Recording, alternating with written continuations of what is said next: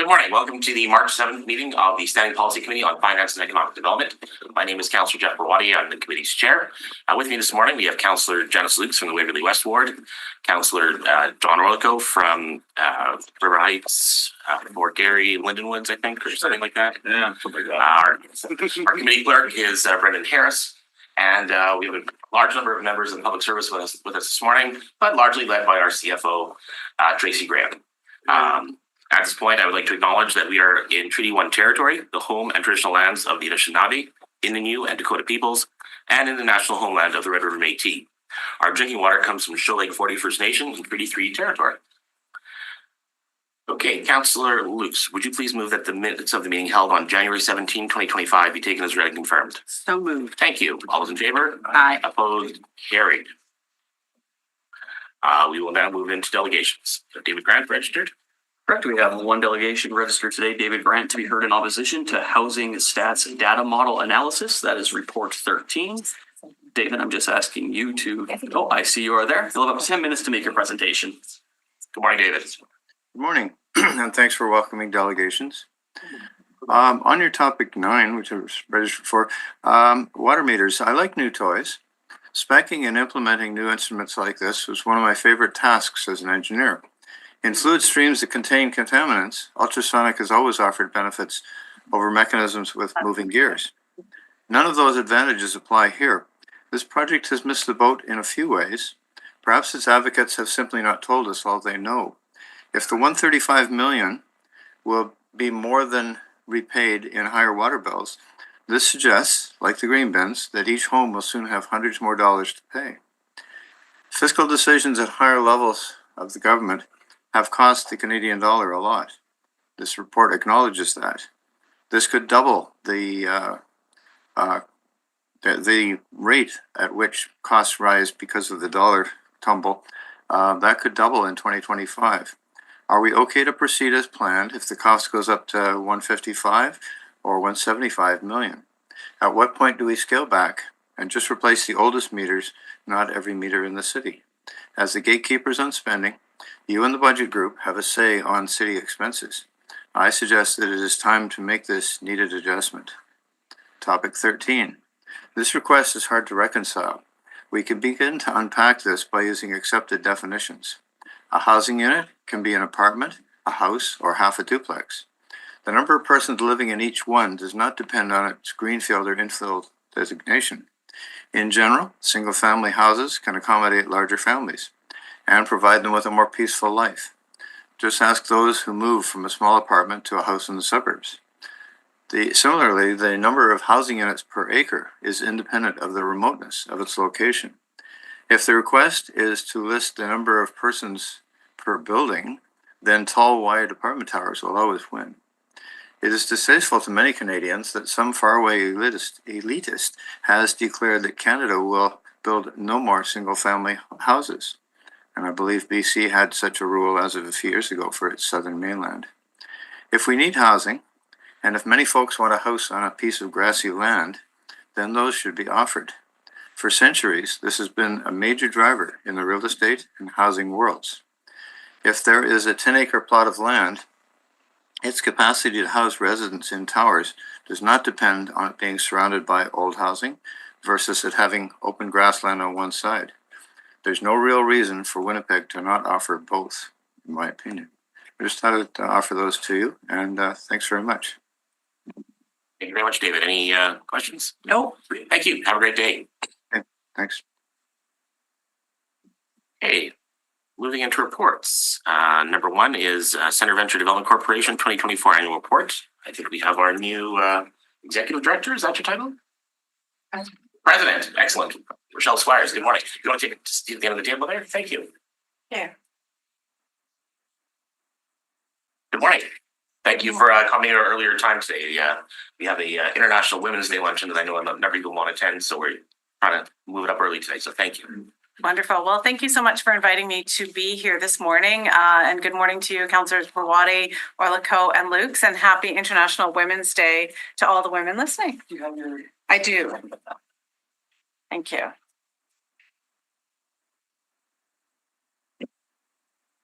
So while we're getting that set up, I'll just begin by saying I was tremendously honored to have been the successful candidate in the recruitment for the new CEO that was undertaken by the board of directors at Centre Venture this last fall. And I began my new role on January the 2nd.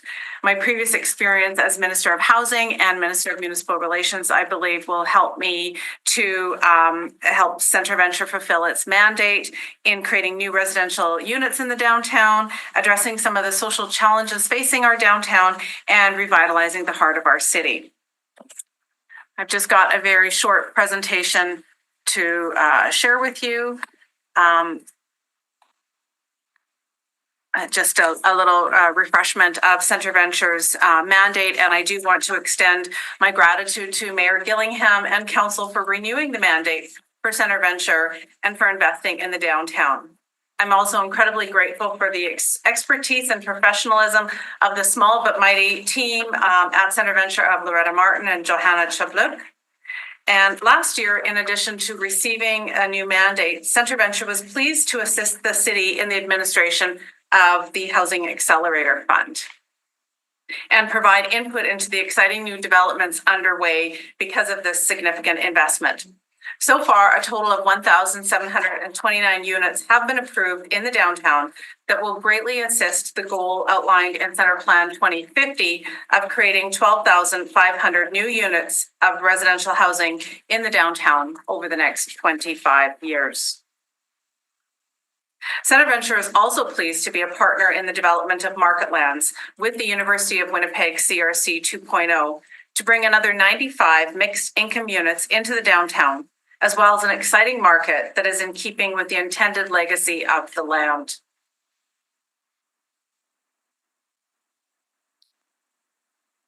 Centre Venture also saved a heritage building last year on William Avenue, the old saddlery building, from being demolished. As you can tell from the before pictures, this building was untenanted and on the verge of collapse. We took possession of the building, completely refurbished it, and are now on the verge of a sale that will bring a vibrant, exciting new tenancy to the street. And that's some of the after pictures of where it's at right now. I also want to highlight Centre Venture's involvement in the reimagining of Graham Avenue. Our goal, along with our partnerships in the Downtown Biz, True North, and of course the City of Winnipeg and others, is to create a vibrant signature pedestrian street once transit service moves off the street on July 1st. Stay tuned for some exciting news there. Another project that we're really proud to support is the Wanda Coop Centre.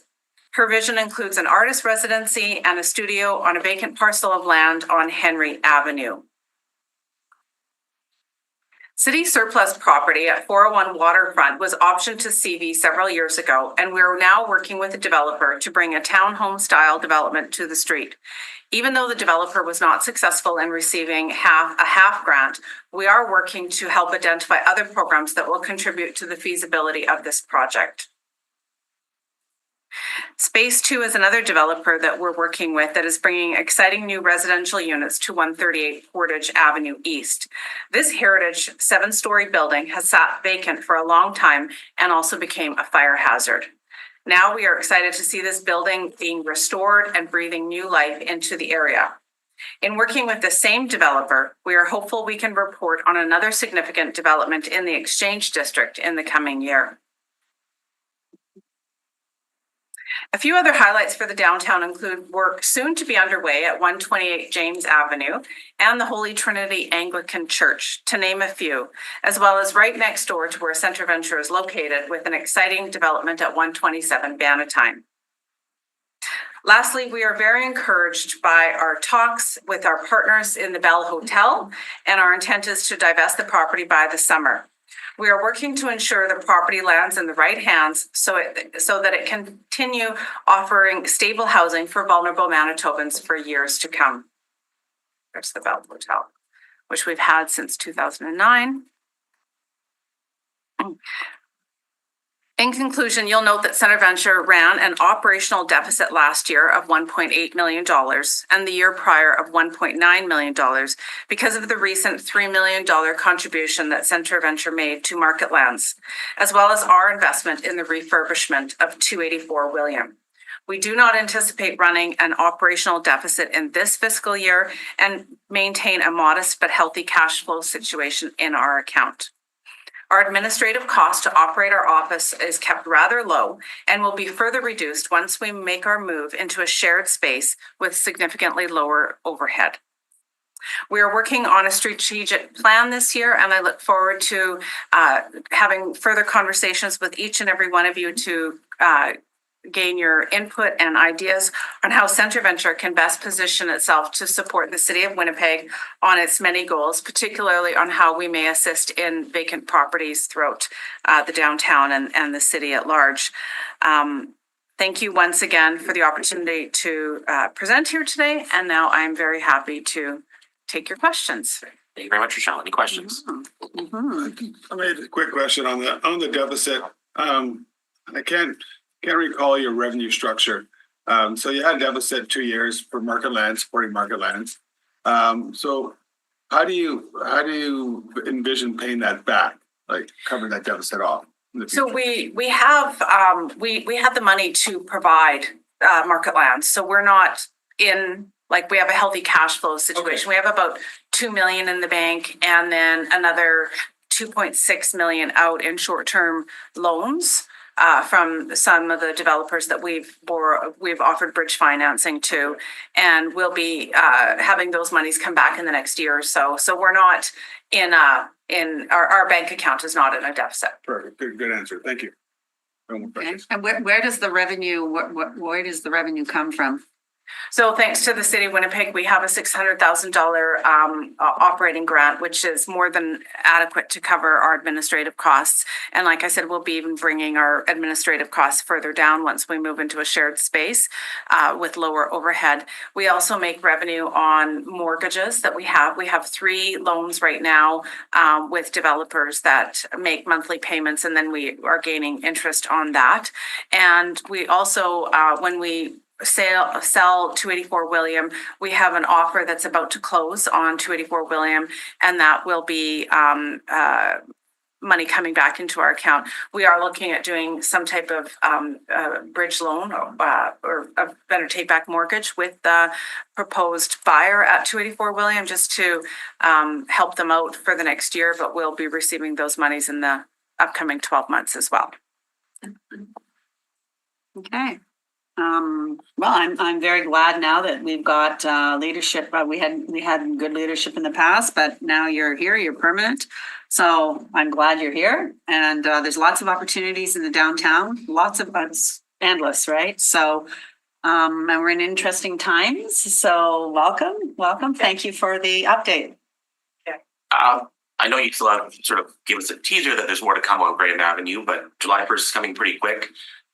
It's going to be a pretty desolate place with no buses very quickly. How quickly are we going to see something on Graham Avenue? What can you say right now? I'm hopeful that we will have a permanent installation. I'm working with one of our exciting our artists in town. You'll recognize when you see him. He's done pop-up restaurants for the city and in unique locations, and combining architecture with culinary delights. And so we're looking to partner with them for one of the blocks on Graham.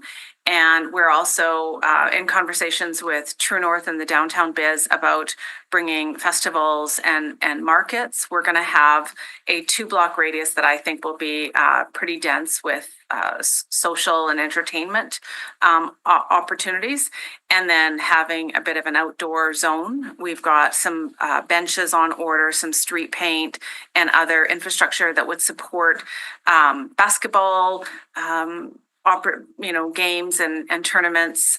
We will be in conversation with a lot of the sports franchises to see if they could bring activities to various street festivals, and of course looking to have conversations with everyone who's responsible for organizing street festivals, Grey Cup parties, whiteout parties, and transitioning those from where they're currently located to Graham. And I think everybody in the city would also be really excited to see a Christmas market on Graham if there was some infrastructure that we could acquire to provide a bit of shelter and heating on one of those blocks and have a vibrant Christmas market. So those are some preliminary ideas. We're working very aggressively, and I'm very delighted to have a hands-on steering committee that's diligently working on these initiatives. Cool. Good to hear. All right. Any other questions or comments? I still will go on Graham. Will cars go on So Graham? cars will go north, south, but not east, west. On the two blocks from Main to the end of Fort, I believe they'll still be on the road, but the areas that do not have cars going east west because of transit, we will not be moving to put cars on those areas, on those streets. I'd be happy to come back and provide you with maps and all that fun stuff well in advance of July 1st.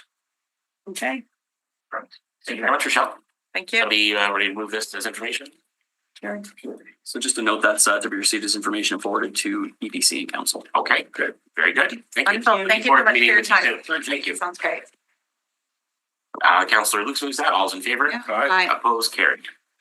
Okay, major capital project reporting schedule. Okay, Jeff Patton, Director, and Danny Tooth, Acting Manager, Major Capital Projects, are joining us to walk through the schedule. Good morning, Councillor. So just down here to support the report. I just want to indicate that this is our regular quarterly reporting. And since 2021, we've been providing quarterly reports on the major capital projects reporting schedule to you. And through this report, we're presenting the updated 2025 schedule. We're making a recommendation in this report to submit the report annually instead of quarterly going forward. The public service is planning to post the schedule on the city's website. And that if a new major capital project is approved, say outside the budget process in year, we'll provide an updated schedule in writing to this committee within 90 days. And then if this report is approved, we'll come forward in 2026 with the schedule or the 2026 schedule in December of 2025. Another note is that in our last schedule, we included the Armstrong Combined Sewer Relief Project. So further review on the combined sewer overflow program in this district indicated there wasn't a reporting project that met the threshold for reporting. Therefore, it's been removed forward. So just for a reminder, under programs, any project that ticks over the $25 million threshold is pulled out and reported to you individually. So with that, we'll open to any questions. Thank you, Councillor Olco. Explaining the rationale going from quarterly reporting to yearly reporting. So it's about really about efficiency. The reports are basically a matter of course. They don't change that often for you. So we're reporting the same information quarterly to you. So that's really the reason is that we're not seeing a whole lot of change and there's multiple avenues to indicate when new projects come up through the capital budget process, the annual budget process.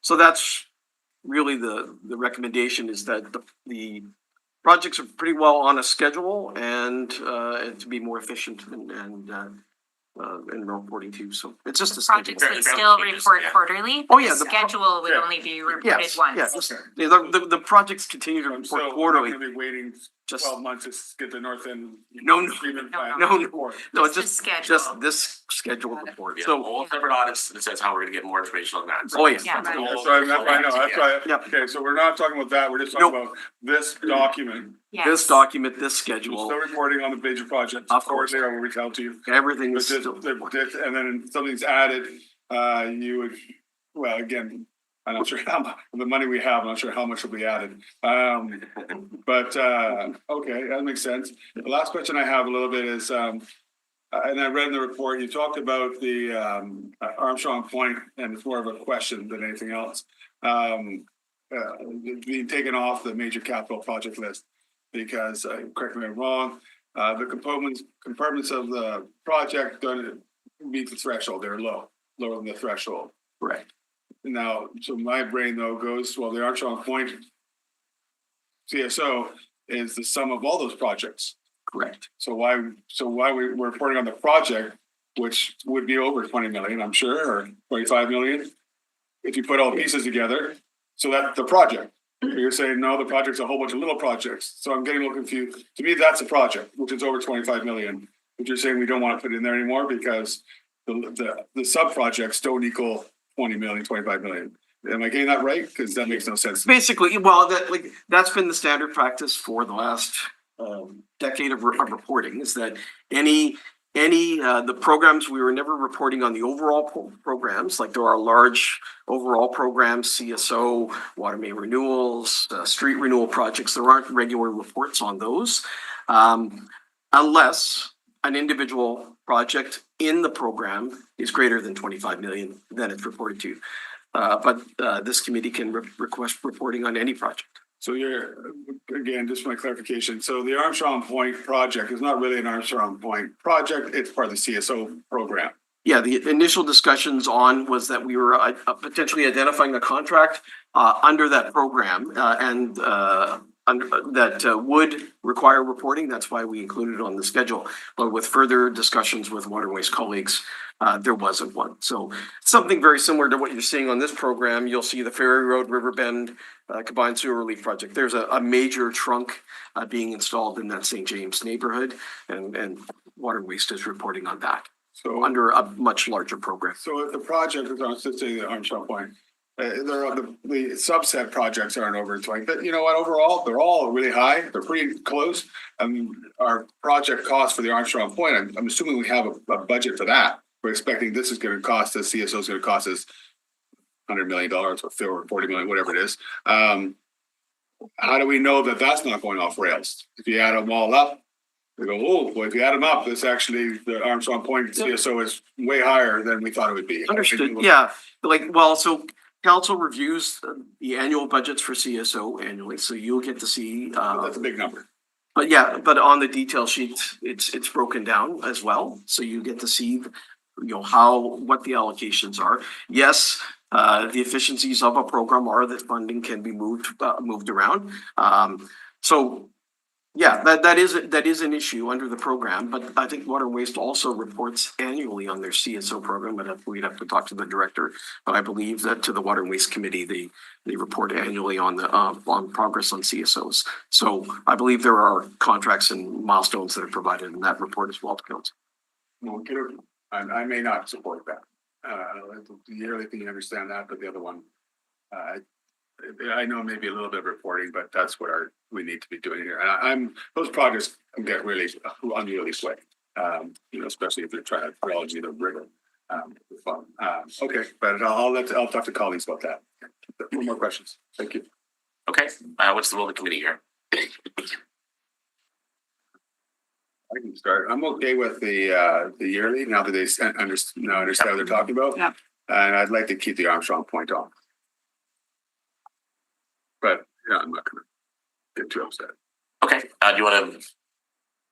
So let me see here. So I guess they're saying now that the Armstrong Point one does not qualify as a regular report.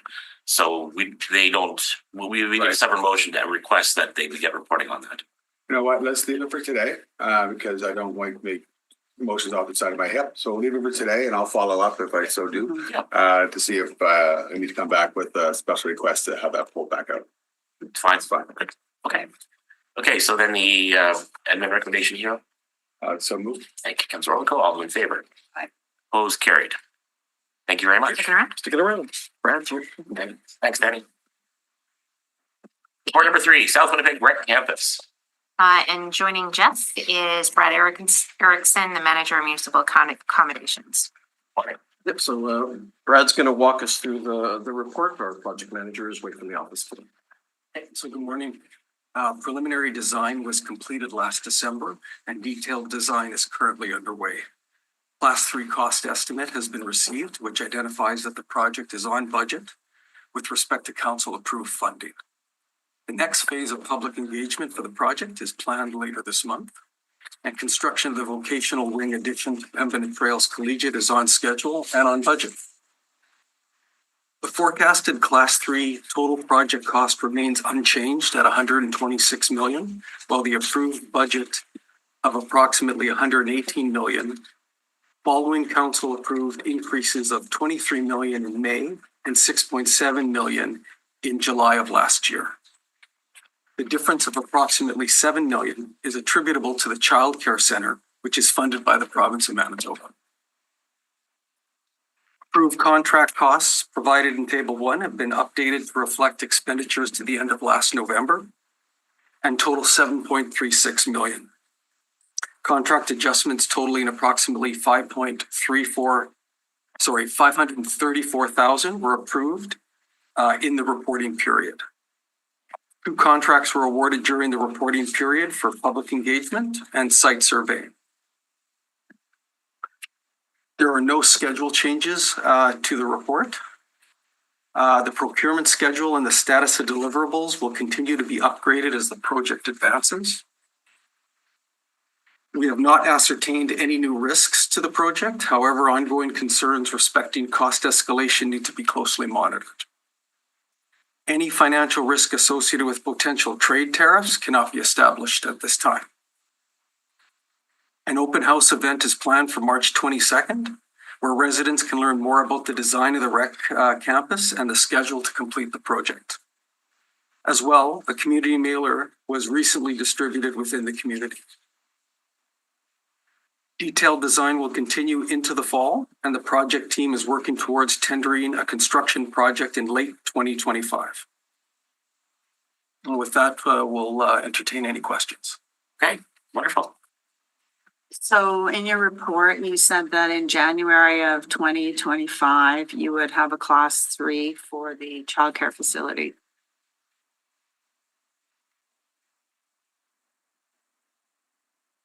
Correct, Counselor, yes. What's the value of it? Let me get that for you, Counselor. I have the estimate, class 3, that was given to us in January for the rec center at 82 million. Yeah, I don't see that identified, Counselor. We're gonna have to get back to you on that. The budget that's approved by the province, as I recall, was 5 million for the work. So we're continuing with design, but the additional 7 million that's been identified here is the escalation cost. So we're at 12 million or so for the childcare center. So that'll be subject to, as we did with the vocational building, we'll have to get approval from the province and come forward with the award. So same thing we did with the vocational building. It was over the 13 million that was approved for it substantially. And then I believe it's to the tune of about 6 or 7 million.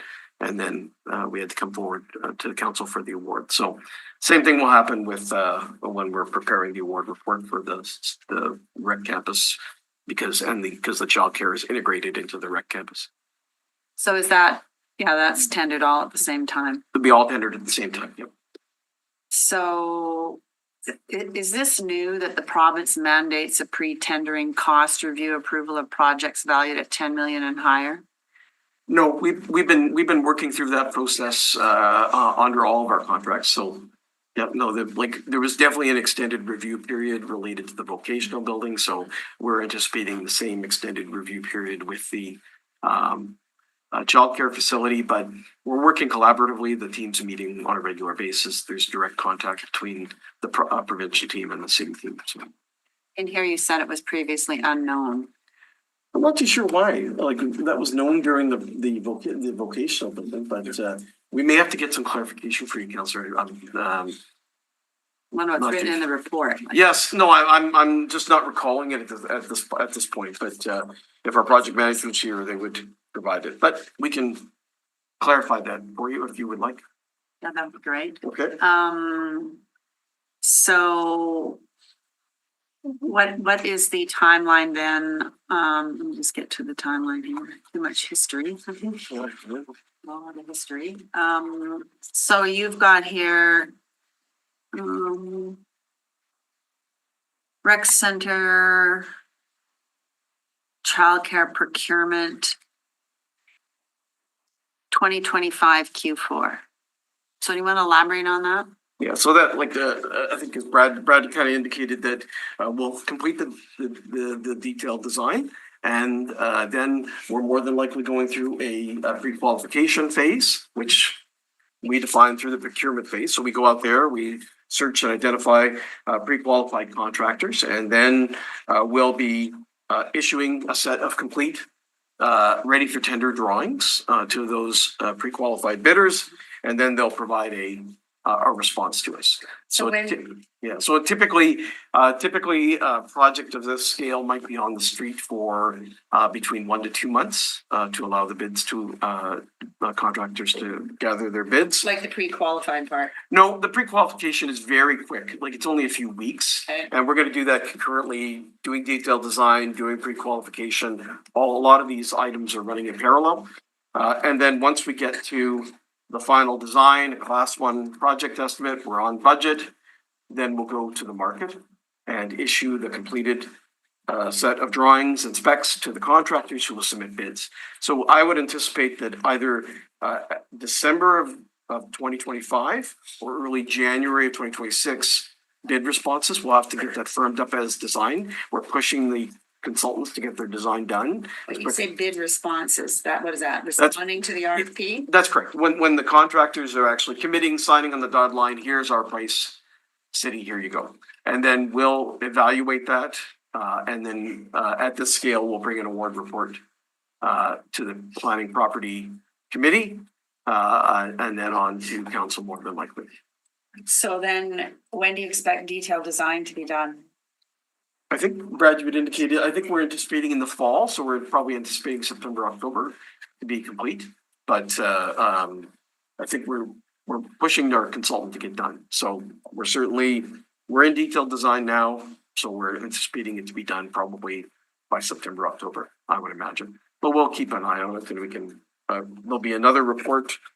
According to our major schedule, we're back reporting. We can probably provide a further update in the next couple of months as well. I think we're back here in May. So we can provide another update in May as well, just on the progress being made over the last few months. And this is early detailed design, so we'll do the 30% in December. So the fall of 2025, we would expect detailed design to be complete. Just, I understand all the delays. I mean, we had the money in 2019. We had to get more money, but it just, the money over time just evaporates, right? Or just inflation. We applied in 2019, Councillor, right? So we never got a funding approval until 2021, I believe it was. Yes, I think it was just over 2 years it took for the province. And, you know, this was submitted at a class 5 as well, so. 2021. Well, 19 or 2021, it's still, I know lots has happened. It takes time. This is just to explain it all, but it's good to keep this chart in here. Okay. Do you think you could, just because I'm not as well versed in all of this as you are, you could send me an email with the breakdown of estimated timelines of the detailed design, kind of the window where you expect pre-qualification, final design, and responding to RFPs? Do you think you could Yes. send me an email on that? I So, appreciate sorry. it. So detailed design, you want the pre-qualification deadline Final design. and yep, and then Estimated award. And then once it's awarded, then what happens? Like, we're off to the races. So once council approves the award, assuming we're all on budget, et cetera. So there are a number of administrative steps that have to happen once we get a contractor engaged. A number of submittals that have to go back and forth between the project teams. Work begins, it's kind of quietly because there's a lot of administrative work between our consultant, the city, and the contractor, and then they start mobilizing. I would imagine that this will be a very active construction site next year. So the next spring, probably, I would imagine that if we're all on tap here, that I would imagine that we will be pretty active on the site. But you can see, I think that the vocational building, that's about an 18-month or so process, right? So it took about 2 to 3 months, I think, for the contractor to ramp up, but now it's full speed ahead and the building is rising out of the ground now. So Okay, just because they're gonna be asking you at the open house, so. Yep. So there's some of them will, not the masses, but there's individuals that understand this process, so. well, I'm imagining the public service is supporting at the public house as well. Well, they So are, but I don't know if they have this level of detail. okay, yeah, no, I'll be there. It's like You'll be there. I'll try to be Okay. there. Alright, well, March send me the 22nd. anyways. I'll commit to my calendar. This week. Okay, Okay, thank you. I'll move the report. thank you, Councilor Lukes. All those in favor? Aye. Opposed, carried. Okay. Moving into Public Works. Save tell over the Red River Bridge. Okay, joining us are Brad Neernick, the manager of engineering, and Jason Ruby, the finance manager of Public Works.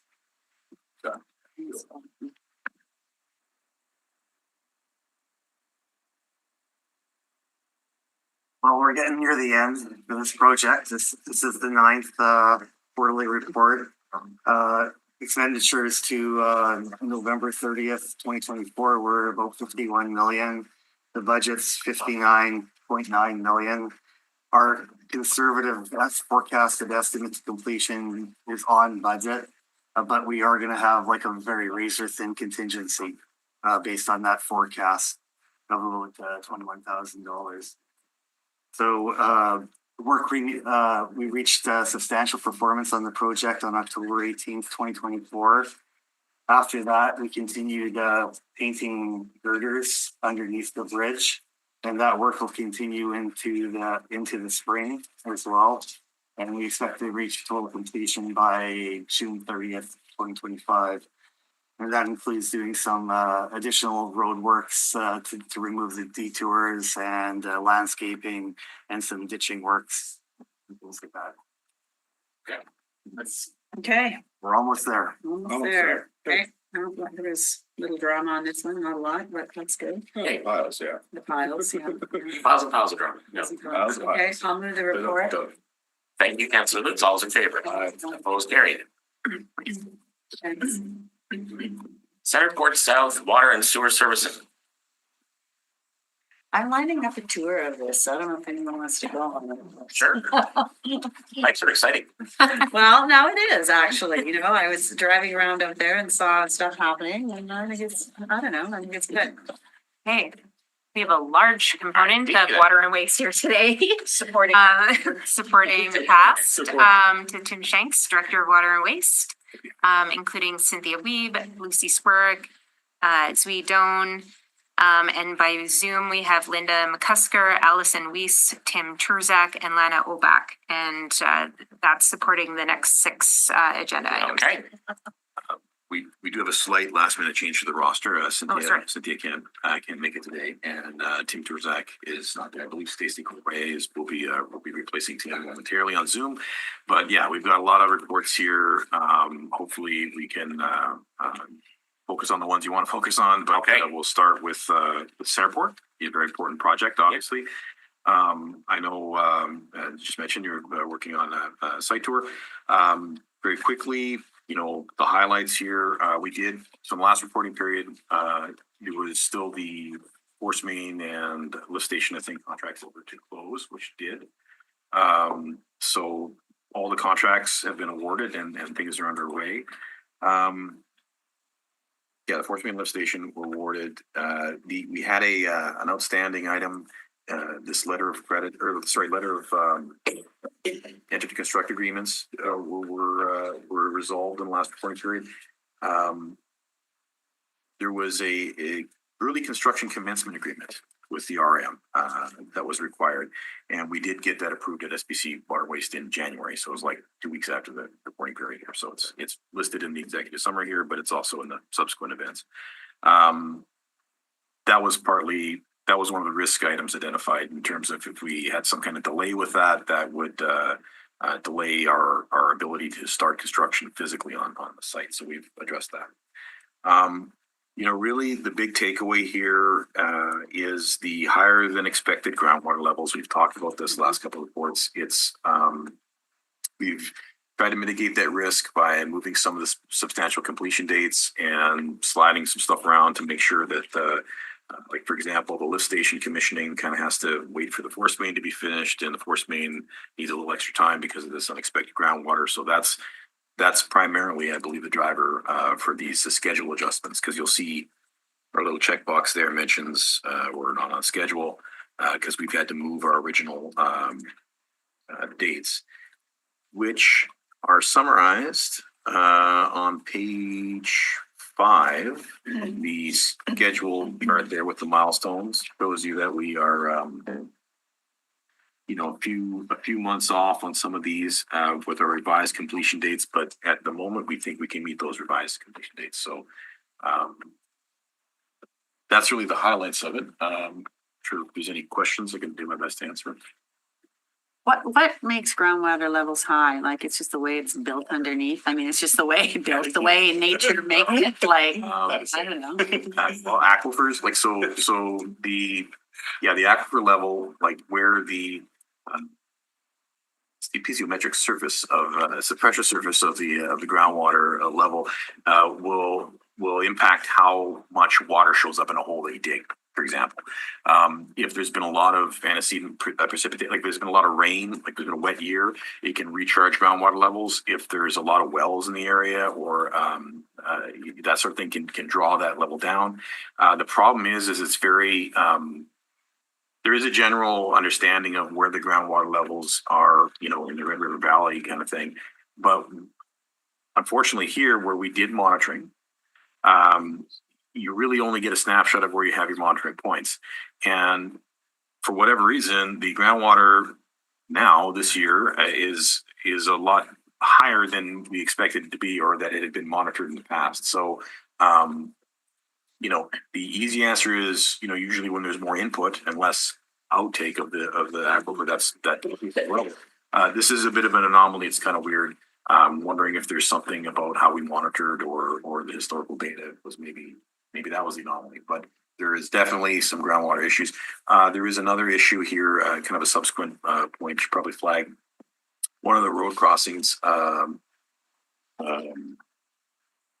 the crossing Oak Point Highway, originally we were hoping it to be trenchless, but I guess there's actual, there's boulders. The till there is a little bit different than it is in the rest of the city. So there's too many stones in it really for it to go trenchless. So they're going to have to do an open cut. Of Oak Point. Yeah. Oh, wow. Okay. Sorry.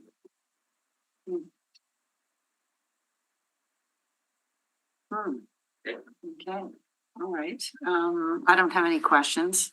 So the risk is the higher groundwater, we can still do it. It's just going to take more time and more complicated, or? Yes, and I believe some of these, there's a change. One of the change orders, for example, here under mitigated risks, we do the contract change order to use a secant piling. It's a different type of piling for the holes where you kind of like auger the hole in first and pour the concrete before you excavate the inside of the chamber. That sort of thing makes it easier to manage groundwater, but it's a change. It's a little bit more expensive. It takes a little longer. So. Okay, so moved. Thank you. All in favor? Okay. Opposed, carried. Newpick.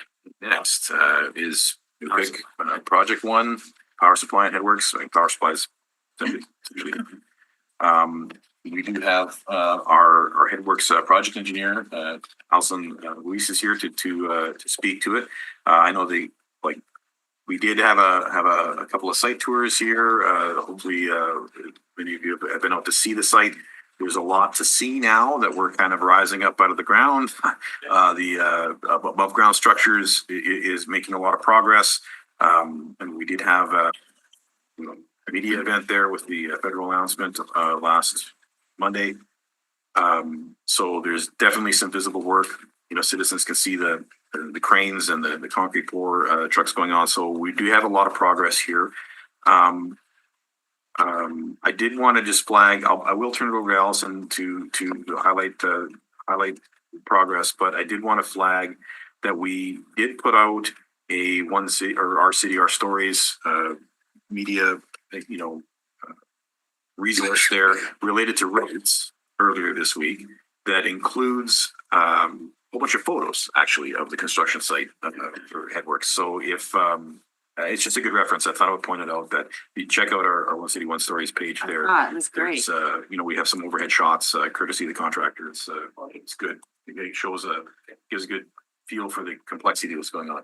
But yeah, sorry, I'll be quiet. I'll turn this over if Alison wants to speak to this. Morning. Sure. Good morning, councillors. Like Tim was saying, we've had a lot of progress on site. Another major milestone we achieved was closing out our issued for construction design drawings. We have also issued a tender for the primary clarifier upgrades that should be closing in March. And we're also getting close to issuing a tender for the UV upgrades.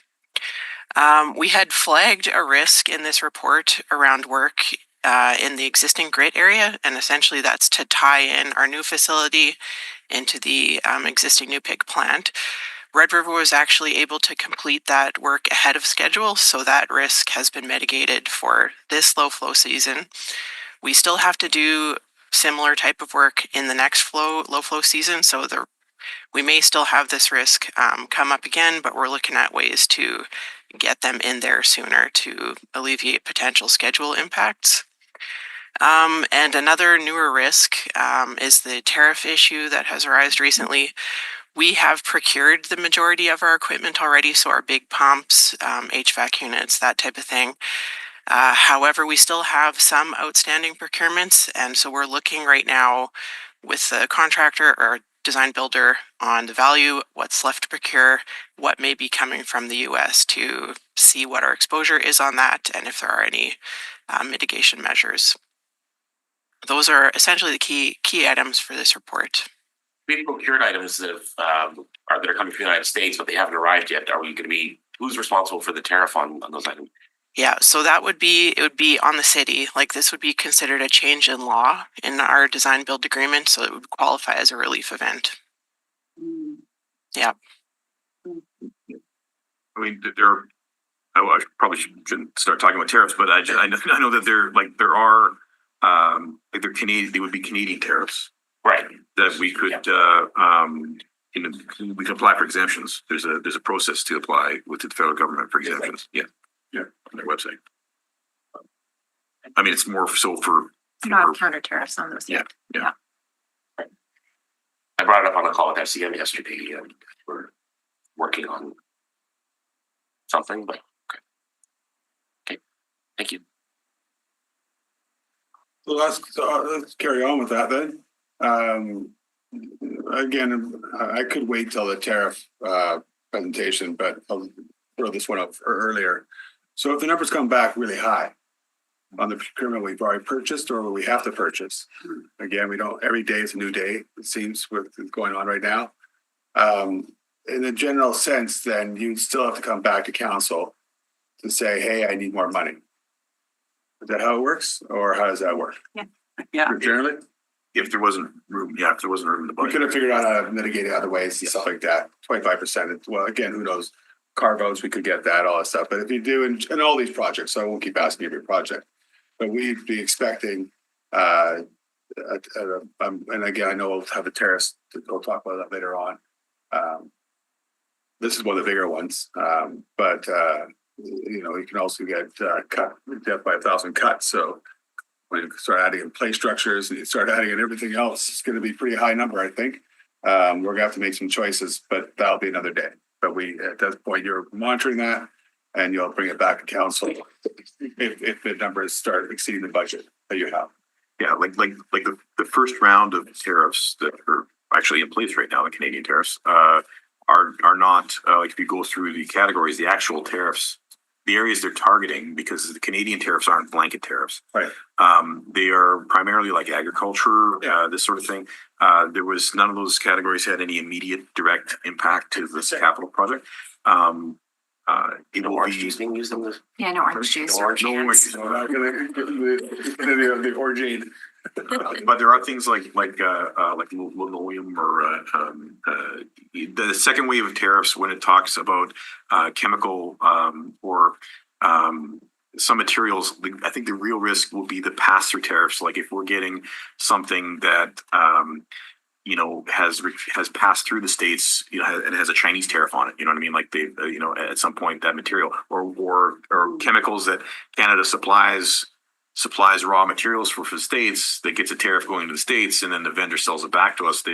Their costs have increased, and so that kind of thing where it gets kind of hard to directly identify. But in terms of straight up stuff we're buying and coming in, there's nothing really that applies right now. Thank you. Again, just worth noting on the record that there will be enhanced reporting on all the NUPIC related projects based on the audit. This is still sort of the old process, but there is a new, more robust process coming forward. So, somebody prepared to remove this report today? Sure. So moved. Councillor Oracle, thank you. All's in favor? Aye. Opposed, carried. Okay, the next one would be our NUPIC Project 2, the biosolids facilities. And we've, yes, Lana is here. Lana Oback is there. She's the project manager for this project, and she's going to help me go through this. So, you know what? I'll just turn it over right away because this is the project that we were rating this progressive design build, the design phase of this. I kind of find it very exciting. We're moving along, and I don't want to steal her thunder, so I'll let her. I'm glad you have this job. Morning, Lana. Good morning, councillors. From the report, you can tell that we've executed that final the first contract, the Progressive Design Build Development Phase Agreement contract. We started our startup period in the fall and have successfully made through that period, finishing that in January. And we have now begun our preliminary design period. And we hope to wrap that up by Q3 of 2025 and eventually move on to the intermediate design period to come to a 60% design and get into contract in 2026. We have some early works construction going on, so tender 447. And this is some advanced work on site to remove contaminated soil, bring in a water main and electricity to the site, and also to install some underground utilidors. That work has been ongoing and should be wrapped up by Q3 of this year as well. We also have a land drainage system design ongoing. That preliminary design report was received in January, and we submitted our fourth subsurface agreement request to CP Rail.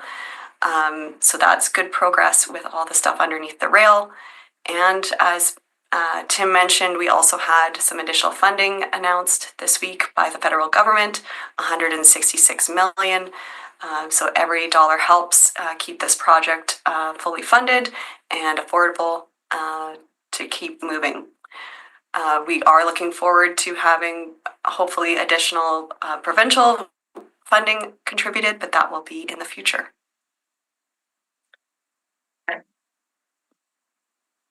Questions? Isn't the 166 million, like, that's not a done deal yet? That's correct. Okay. Yeah. Okay. And what is contaminated soil? Like, what is it contaminated with? Is this around the rail line or what? So the biosolids facilities is on the west side of the train tracks, and that area used to be an old dumping ground. So there is existing contamination from just the old garbage that was left there on site. And so lessons learned from Hedbergs is to go in and remove it before the contractor gets there. So that's what we're doing ahead of construction. Okay. And then the First Nation consultations and such, that's all done? Is that done or completed? Yeah, well, you mean in terms of, like, we don't have a designated official, constitutional duty to consult assignment. But we do have, our heritage resource work. I guess do we have a quick update on that we could provide now? Sure, yeah. We have engaged an Indigenous liaison, Legacy Bose, to help us bridge those communities and continue communicating with any Indigenous community that is wanting some information with the biosolids or all NUPIC upgrade projects, just to continue that relationship building moving forward. Yep. To jump off that, how are we communicating this to our service agreement partners? St. Paul's, Springfield. Are they getting regular communication updates about where this project's at, the cost? That again, they're going to get hit too with the rate increases. Are they aware of what's going on? Should be. I'm sure they are. But do we have any liaison links with those groups who have service agreements with us? I don't believe we provide direct updates on the project to the other RMs, but we certainly, in terms of rate structure, we do engage for rate changes. We do have formal updates with those as service agreements. But it's not like, we don't provide updates like this to. No, but again, they're aware that this product's really expensive. Rates may how much we don't know yet. They're going to be potentially hit, so they're not going to be broadsided with this. And also, how do I not know that these rates were happening? Great, perfect. That's what I want to make sure. Yeah, and yes, you're talking about the RMs that we have partners with, we have a separate, specific to the plant upgrades. We do have like a stakeholders group, like the Lake Winnipeg Foundation, Lake Winnipeg Indigenous Collective. Those we update them on project progress, but that's not really. I don't think that's what you're talking about. Rate. Yeah, I'm talking about the rate payers. Yeah, sure. Thanks. We do send them information via letter and others just to, once the rates are approved. So if they're looking online and looking at the potential rates coming up, they would be aware as well that there's a potential increase just to the volume rate for them, that's all. Because everything else is established already by council for 4 years.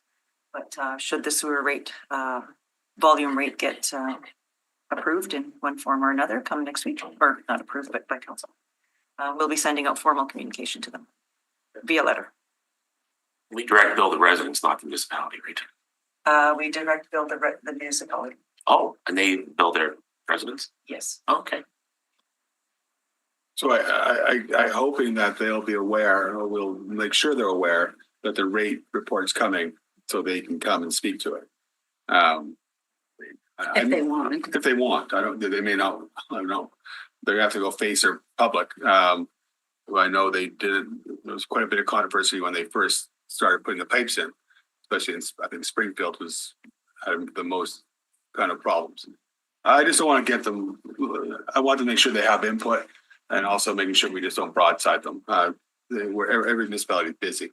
They may have missed it. So if we could just reach out and let them know that did you get the rate report? Just to make sure they're aware. I appreciate it. Thank you. Okay. Is there any other opportunities for service agreements that we see out there? We have to figure out, like we talk about getting money from the feds or getting money from the province, but are there any other service agreements? I know it's a long old conversation we had. Selkirk didn't want to play. Rosser was out. So I don't know if there's any other opportunities for service agreements. Do you know anything? Is that something we can look at later on, or? We don't have any kind of proactive work on that right now. I know that we did participate as part of the capital region. The province did that capital region servicing study that kind of went out and engaged the whole area to see where there's capacity, where there's need, where there's opportunity. But certainly the department, like we're focused on trying to increase our capacity right now, and we're not really necessarily looking for other external service agreements to use up some of the capacity. Yeah, we may have to look for revenue. I think council knows that we need revenue anywhere we can find it. So that is something I'm looking into, but just at a later date. So move. Okay, all's in favor? Aye. Opposed, carried. Good old Subic. Yes, Subic. So now we're on to the South End plant. Now that we're done with our good news projects. So South End plant, quarterly report number 41. So There's essentially there's minor updates, from the last reporting period. We're continuing to try to finish up the last remaining items to close up this project. There's a list here. The high rate clarifiers are trying to sort them out. The good news here, at least, is that we are in compliance in terms of the effluent quality. So we're in license compliance in the effluent quality. Some of the processes we're still trying to, commission to make sure they work to what they were specified to. But in the end result is the effluent coming out of the plant is within spec. So that's good. But what's bad is that, we still continue to have trouble here with getting a completion to all these items. Like I said, most of the stuff is going to sound very repetitive from last time. So I think I would flag that we do have a new risk in terms of the contractor. Has mentioned, this is kind of a subsequent event, I guess, that they are intending to demobilize at the end of May. So, on paper, they're suggesting they will have things cleared. It's a risk we're managing in case they don't have everything tied up in terms of contractual obligations, and that we might have to be looking at, CERTing, this sort of thing to kind of finish the last few bits. But that's we thought we should disclose that that's a technical risk. But we do get closer. We do get closer to the end of this. So say there. Sorry, beginning of May. I might have said the end of May there. Looks correct. Legal stuff kind of dealt with now. I think I read in there. No. Yes, some legal things. I don't know, Linda. Did you have the questions about we had some outstanding legal stuff on this. I think we resolved in the last. That was on the first contract, the C1 contract. We resolved. That was the kind of the piling issue, right? So that was on some of the early works. So not on this one, but. So how much more legal work? How many more legal claims do we have? Like, I thought we resolved some of the labor stuff or whatever. I read that we're pretty well done the legal work. Well, there will likely be some legal stuff on the C4 contract, but we're feeling pretty confident at this point that the 1, 2, and 3 that's kind of all behind us legally. Thank you. But there's a little bit left on 4. Potentially. Well, I don't know. So, especially if they are, if we do have to, if they are going to walk off and stuff, Right. there will be, Okay. Yeah. Fair enough. And there's still some appeals if you're talking not legal process, but the actual. Oh, okay. Is that what you're? I think there's 8 outstanding appeals. Correct. Yeah, we had. I think in this report we say either 5 or 6, but there's as it comes to the end, they've appealed a couple more. So. So that's in the contract appeal process. It's not like just being Correct. Quite litigious. Okay. Thank you very much. Yep. Okay. Okay. So you want to move this? Motion to move report number 41. Thank you. All's in favor? Aye. Carried. Number 9. the water meter renewals. Yes, the RAMI. This is again, I personally very excited about this project, and I know our project team is as well. I just want to make sure. I know there are some customer concerns about this, and I just want to reiterate that like this project, this is a positive business case. Right now, there is a significant portion of our existing meter inventory out there that is aged out. It's under registering. That's revenue that's not being collected. That's bills that aren't fair in terms of some people are paying, an accurate amount and some people are not. So to be fair to all those customers and to accurately recover our costs, we do need to upgrade our meter inventory. This project upgrades our meter inventory in a modern way that also increases customer service dramatically. Like there's no way around that in terms of gets us closer to things like monthly billing. It has, our ability to passively read to help identify leaks ahead of time so that customers don't get surprise bills. this is a very positive project overall. It's not a a nice to have project that we're just doing for fun. This is very important to managing the business in a sustainable manner. I just want to make sure I reiterate that every chance I get. So having said that, we do have as we and Lucy here to talk about where we're at in terms of progress with the report. So I'll turn it over. Morning, councillors. So at this point, we are on schedule and on budget for the short period that we've had so far. We had the RFP closed on September 10th, and we were just waiting for council approval of the 2025 budget to be able to award it. So as of February 6th, it's been awarded. It came in within budget, so we're good on that side. We've started working with the consultant as well to start defining some of the specifications and reviewing some of our numbers to make sure that we can provide we're within budget for our class 3 and mitigate some of the risks that are coming up here. So one risk that we did want to point out is the Canadian dollar. It's obviously not as strong as it was, so there is a risk on that. Out of this next vendor contract, about 65 to 70% of it's a supply contract. So that material typically comes from the US. All the vendors are US vendors for the most part. But we are looking at alternatives outside the US as well. With that, is the tariffs are also an issue. We don't know how that affects things just yet. We are looking at different material types for meters. Besides the brass bodies, there are composite bodies, which may be affected a little bit less by tariffs, but we're looking into all that right now. We are hoping to have the RFP out for the vendor by the end of Q2 this year, and then having it awarded to that vendor Q1 of 2026. From that point on, it takes about a year for us to do a proof of concept integration into our billing systems, setting up the public outreach and education for the customers. And then following that would be the full rollout, starting probably Q1 2027, and that'll last 3 to 3.5 years. Sorry, when you're done, I'll ask. Sure. Just a subsequent event here, we did have an optical report that was due to SPC Water and Waste on February 6th, was it? We asked for a 90-day extension, so we have that report coming up after that 90 days. That was the opt-out one? Yes. Got it, okay. And yeah, everything else, we are on budget and on time, so. So when is the date to actually place the order to buy them? What quarter? So once we award it to the vendors, that would be Q1 2026. 2026.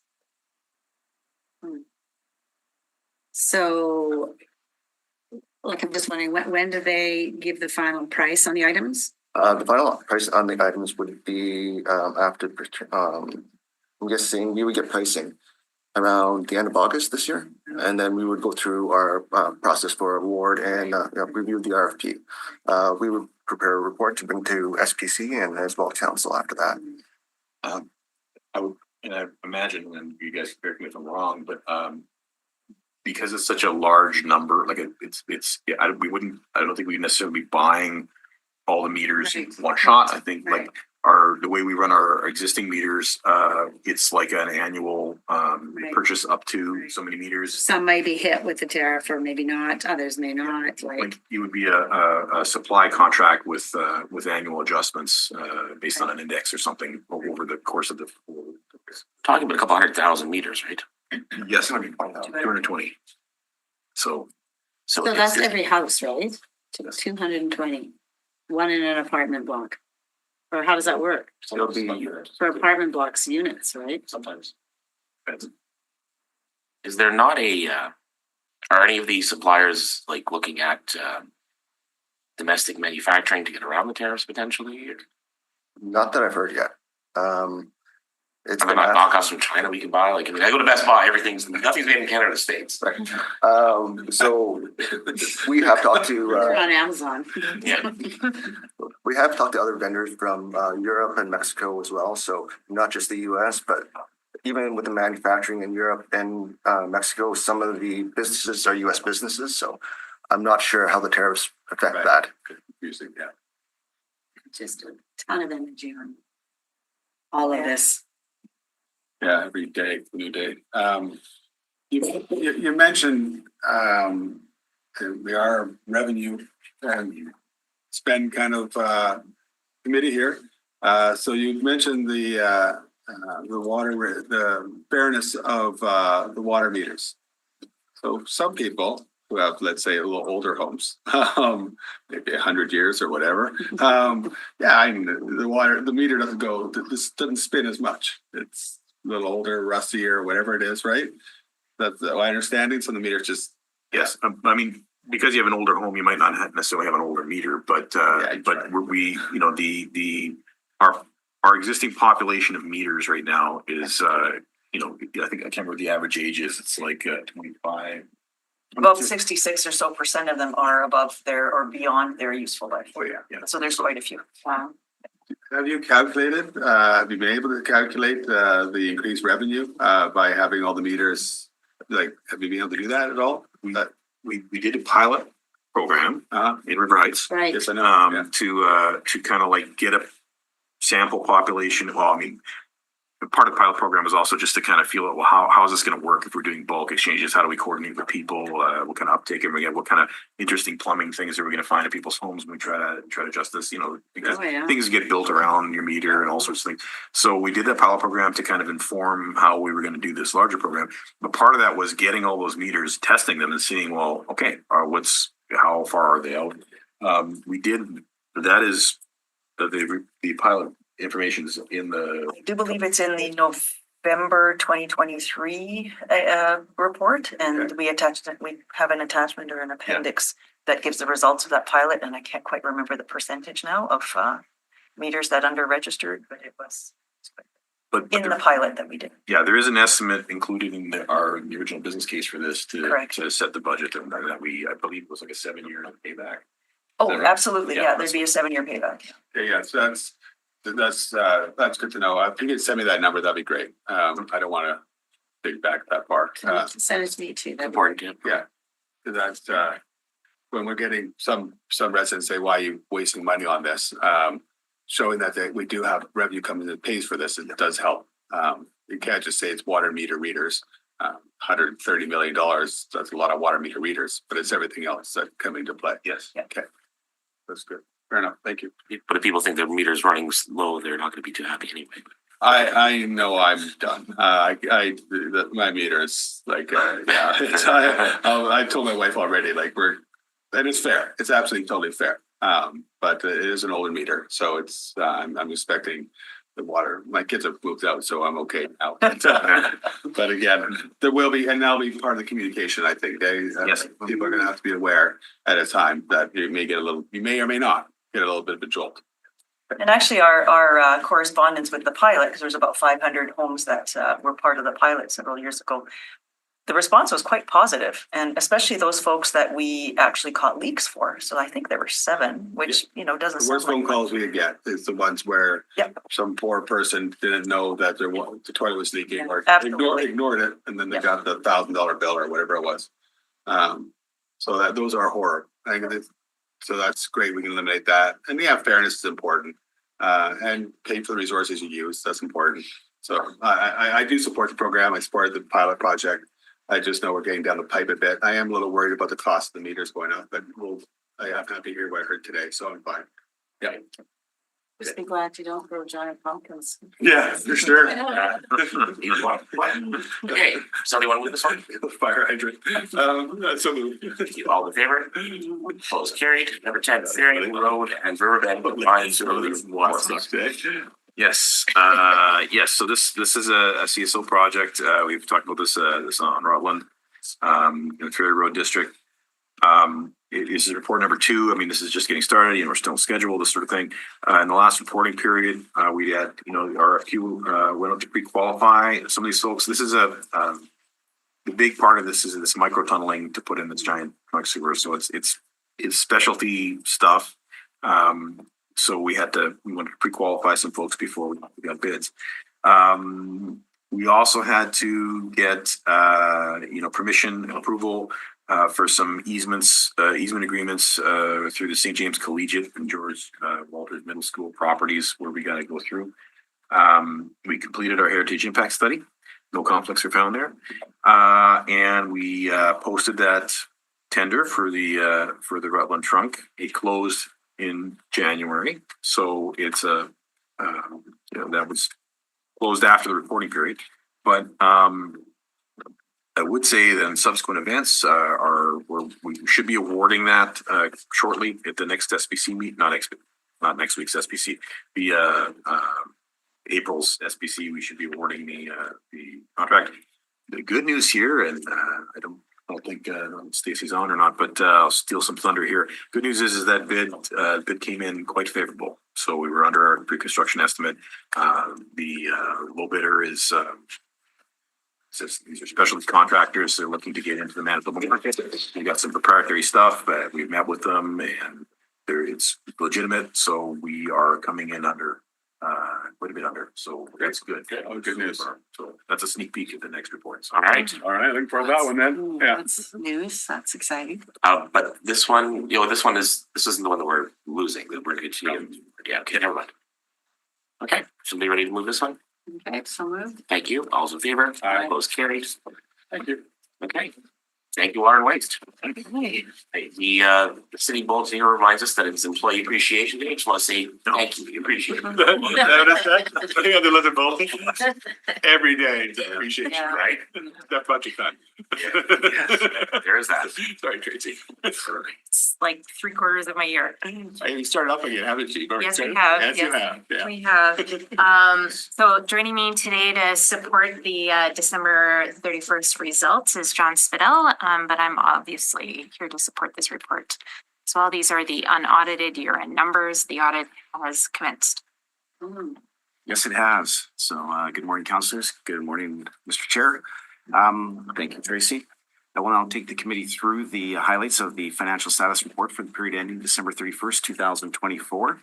The December report shows a forecasted operating surplus of $7.2 million in the tax-supported general revenue fund, or 0.5% above budget. This is a $27.7 million improvement over our P11 forecast. The forecast surplus is primarily made up of a favorable corporate departmental variance of $23.3 million, and this is due to the recognition of a receivable to the police headquarters settlement, deferral of the transfer to the fiscal stabilization reserve, deferral of debt costs, and also these positive variances are offset by the 911 levy that didn't materialize, as well as the management efficiencies, $23.3 million for the year. Corporate finance also saw a favorable variance of $14 million as a result of higher interest earnings due to higher rates.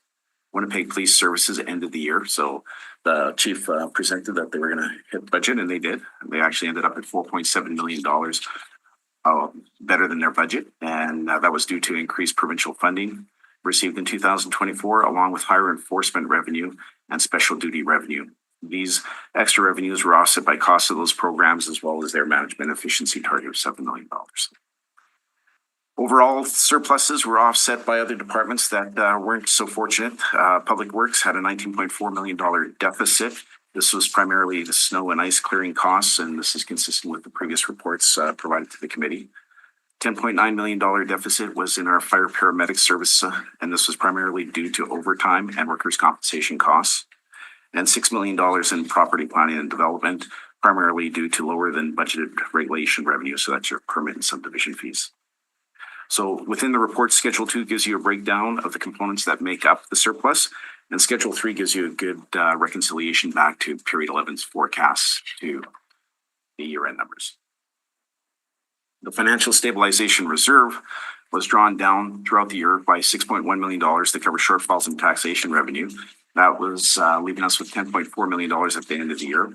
The surplus for this report of $7.2 million will be added to the financial stabilization reserve, giving a year-end balance of $17.6 million. This is still short $63.7 million from our targeted balance, and Schedule 6 provides further details on the FSR. Unique to the year-end report is an inclusion of our annual counts of FTEs for the city. An FTE stands for a full-time equivalent, and this is not the same as a head count or the number of employees, but equivalent of full-time positions within the city. In 2024, we saw an increase of 151 FTEs from 2023, with a total of 9,252. This increase has been consistent over the last 3 years since COVID. And if you look at the pre-COVID numbers in 2019, the city had 9,140 FTEs. The last item on the report that I'd like to talk to is the financial impact of the new accounting standards. The City of Winnipeg prepares its financial statements in accordance with the public sector accounting standards set by the Public Sector Accounting Board. For 2024, 4 new accounting standards were put into effect, and they are PS 3400, it's revenue recognition, and yawning on some of these ones. But PSG 8 is the purchase of intangibles. PS 3160 is the public-private partnership for P3s, as well as PS 3450 financial instruments. So out of these 4 accounting changes, only one really impacted our numbers, and that was the revenue recognition. And that basically saw a hit of about $2.9 million on our revenue based on it. So really permits saw a $5 million impact. Transit on the report, you can see also saw a negative $4.6 million impact, but cemeteries saw an increase of $5.3 million. So net on the general revenue fund, we saw just $100,000 positive impact due to the accounting change. Thank you, Chair Brody. That concludes my report. Okay. So we'll go first. So we're all sweating buckets about the budget time, about the shortfall we had. And then miraculously, and I know it's not miraculously, but it did happen. All of a sudden we were able to charge $22 million for a claim that we already knew we were getting. Not that I don't like having my stomach churning. Why wasn't that accounted for previously and reported previously rather than the last minute or after the budget even? No, that's a good question. For accounting purposes. After the settlement was reached, we could have booked an accounting accrual for that at that time, but we were conservative and we wanted to make sure that we had appropriate security against that receivable before we booked it. And so that took a little bit of time. And so in 2024, we felt confident enough now to book the receivable such that we can do that. A receivable that is not be able to receive, who cares? So you want to make sure the receivable was receivable.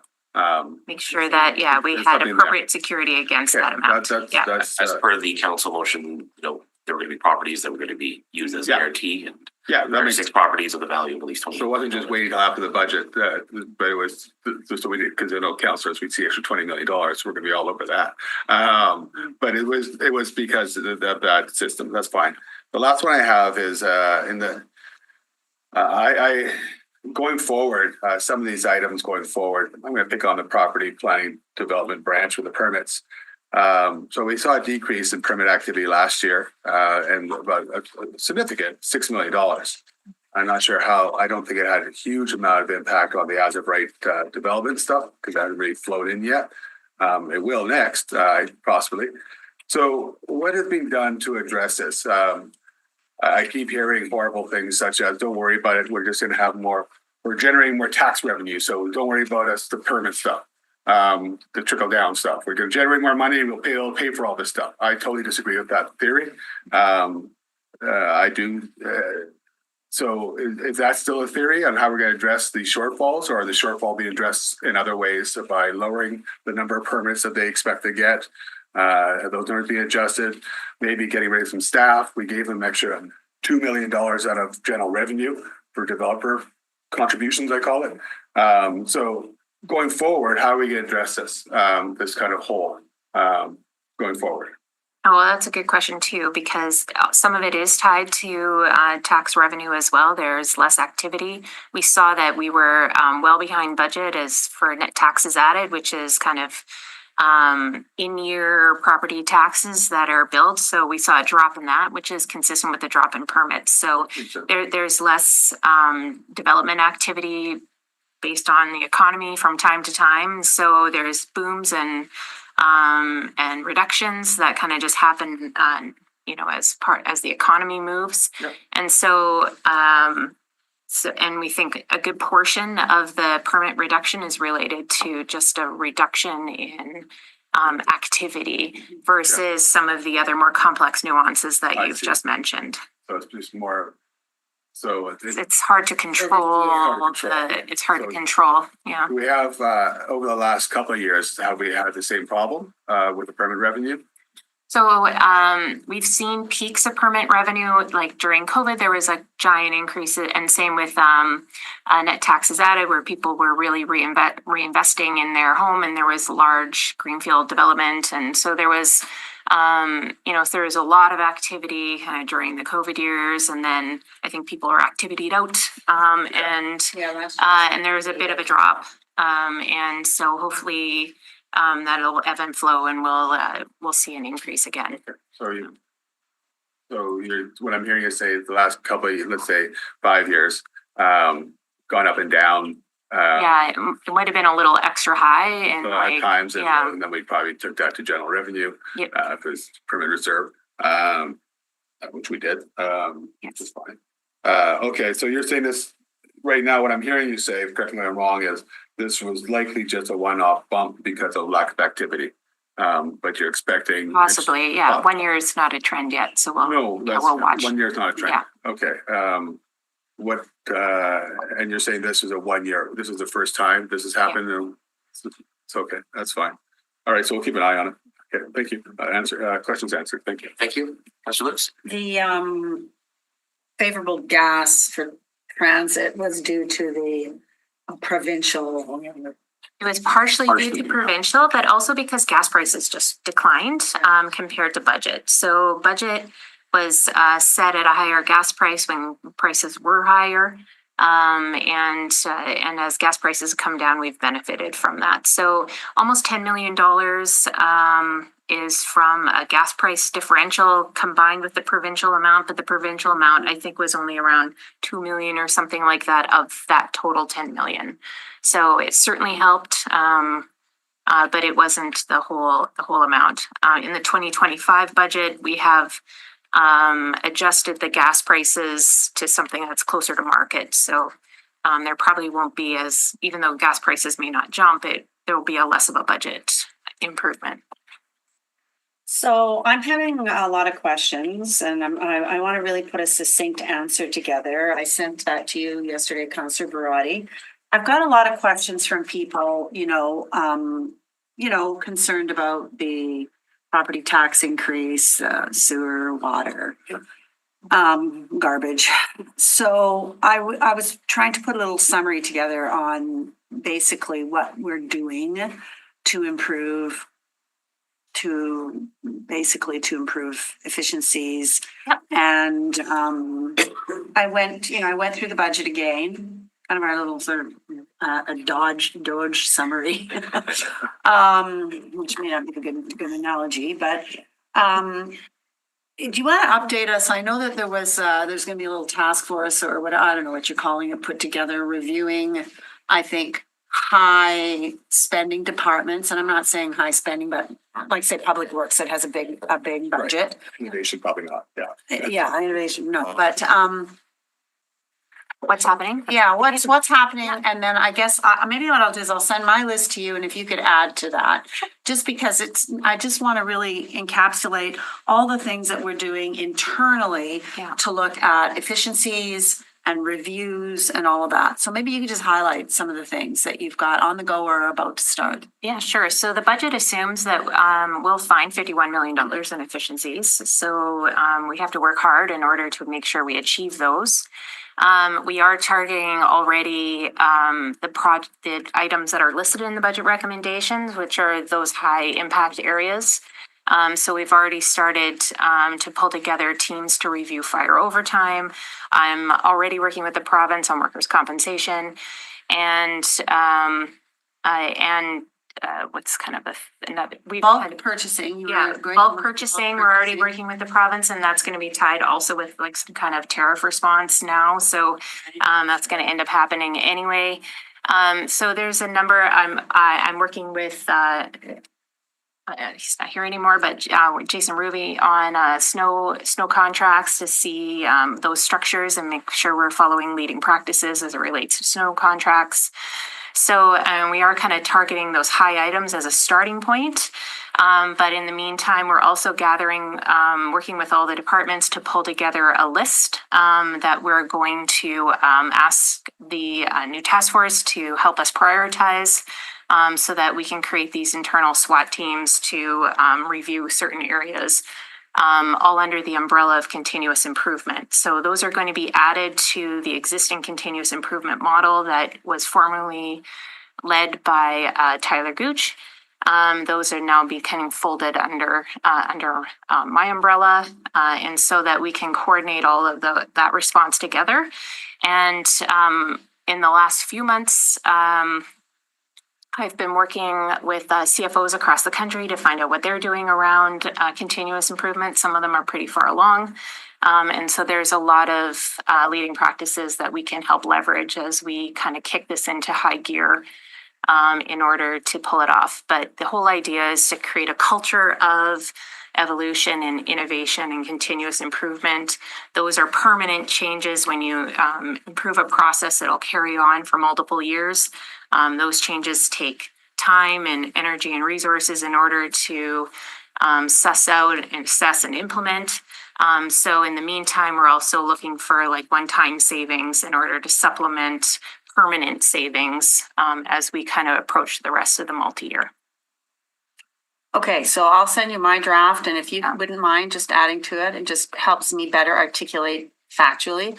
I've been here, probably too long, but there's a lot of repetitive stuff that we do here, right? There's so much repetitive stuff. And when I think about departments and streamlining the repetitiveness, I think there's a lot of areas for improvement in just really business processes, right? I think so. And I think there's just from my experience in the last 9 months, it's there's some departments that are just they saw it a certain issue as a challenge 3 years ago. They've implemented a great new process. That great new process can be shared now with other departments. And so they're just learning from each other and what departments are kind of where they're succeeding or attacking common challenges. So workers' compensation is increasing cost in both fire and transit. Those departments don't normally interact on a day-to-day basis, but collectively we're pulling together to try and address the corporate challenges that we have on something that is departmentally relevant. So that actually the silo sort of effect was brought up to me again by director this last week. Yep. And if we look at the employee survey that was done, it's just that there's no horizontal or very limited horizontal communication. So if you've got one department that's really, found something that really works, like how are you creating this horizontal communication? Well, it'll be through kind of the departments that do see all of them. So definitely I'm pairing up with IT and HR as well as finance, the controller group that is all the finance leads in every department. We're all pulling together to share more information and saying, hey, this is a challenge for us. What have you guys done? And hopefully that level of collaboration will extend into more of a culture versus kind of this really controlled and directed conversation that I'm leading now. Yeah, I think one example of that is our police finance group has an extensive dashboard and system for reviewing overtime. So we sat down together. They were able to share with fire and paramedics as well too. So all of that kind of okay, that's good. Put that on the list. That this cross-departmental improving communication because. For sure. And then another thing that was brought to my awareness in a recent meeting was just sort of in the Public Works Department, we have a large program for roads, right? What is it, 160 something million this year? The ability to pay invoices in a timely manner is really not happening. Like there's been long delays. Now I know there's a legislation coming in on April 1st, right? Prompt payment legislation. Prompt payment legislation. Hallelujah. Like some of these companies front much for the city, for the province, for other private, and we're slow on paying the bill. We'll be compliant. It's the team has been working hard in order to be able to make sure that we work with our construction teams across multiple departments to make sure that the invoices are being properly summarized as opposed to ad hoc and But I'm hearing they're short on accounting people over there. Yet, and they're saying they're having a hard time hiring accounting people. Yeah. Yet I speak with other private firms and there's, they've got 20 applications. So I'm feeling there's sort of a. Yeah, and I'd like to kind of maybe take a look at those accounts payable numbers. I think for the most part, we are doing a pretty good job on being current. There are some examples where we are late, and I'm not going to profess that we're perfect, but definitely working towards that.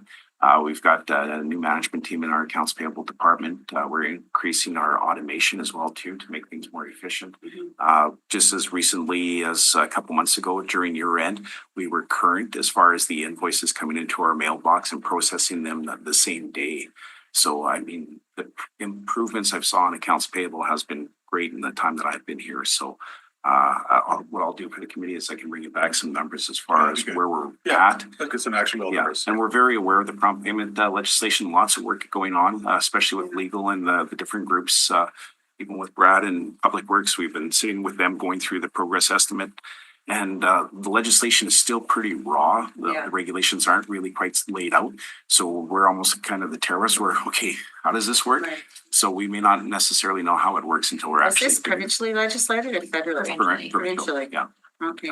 That's good. and I have to give the department credit because, and it predates me, it was kind of around the time when I was starting, and they put their hands up for the Mayor's AI Challenge. And so we're automating a number of very manual tasks to help speed things up. So.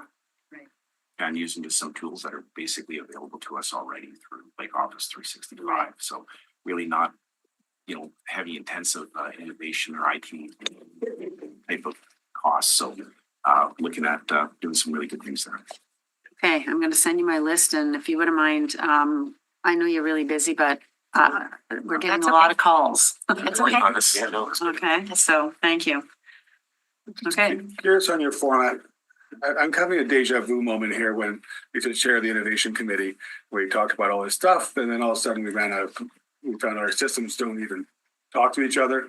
Yeah. VHS machines don't talk to Betamax. It was pretty horrific for a while. But one thing I thought was quite interesting, and that's why I'm trying to understand why it almost seems like we're recreating the wheel again. Maybe the wheel doesn't exist anymore. Where every department had a person who was an innovative leader and try to instill that into the whole department, and then they would all get together and start sharing innovative ideas. They're learning. Is that system gone? I think it's evolved over time. So there's IT, if we talk about IT innovation, those have been brought together under one centralized umbrella again. So that's had a restructure in the last couple of years. But IT now has service agreements with all the other departments. So it is kind of looked at a consolidated level. There is a multi-departmental group that looks at all the capital projects and weighs and measures them and helps prioritize them. But there is a continuous innovation group of folks, which I have yet to engage because I'm trying to focus on developing the high cost savings items. Okay. But we'll be trying to, I'll be rolling that all in because I am quite happy to have volunteers. And if that structure already exists, I'm going to leverage it. So, yeah. So that you haven't tapped in there yet, but they still kind of exist in whatever form. Yeah, they're still kind of doing The stuff. idea there is they would do the continual improvement. Yeah. Every 5 years, we seem to go back around to the same thing we talked about before, but regardless, the continuous improvement model, that's what their job was, to continually improve at the department level and instill that in the culture. So you learn that doing it to the central head didn't work. They had to have people embedded who knew what's going on, and then they would coordinate in their own departments, and then they'd all meet together to say some of these ideas that they had that are coming out. And we had some really wonderful innovative ideas come out. Some of them were costly, But I haven't really seen any of that. Save money to spend. Yeah. Well, that was the problem. save. That is generally what happened in the end. The Yeah. problem, you could save, for example, the CPR machine that the fire guys wanted, which is an automatic. Can't believe they take people down the stairs and have to keep pumping their chest in. So there's a really good idea, and they got a cost return, but we had to buy them first, which is a hard part about. Yeah. Change is not free. This is a really good point. The model that I want to propose as we evaluate these are a business case model. So if they pay for themselves, then it's something we want to bring forward for council consideration. And if they don't, then we would propose that we don't do it unless it's really compelling on enhanced service or something like that before we would. But that's not the primary objective. There was a good system of red light, green light, yellow light. Green was that awesome business case. Let's go on to the next step because we don't want to waste everybody's time. Red light is legislatively, you can't even do that. Yeah. The cost is way, and then yellow is me a little more work. So I haven't seen that model go. I think that's gone a long time ago. But so there is some history on this, like everything in politics. There's always a big wheel that goes around and around. Not inventing anything new.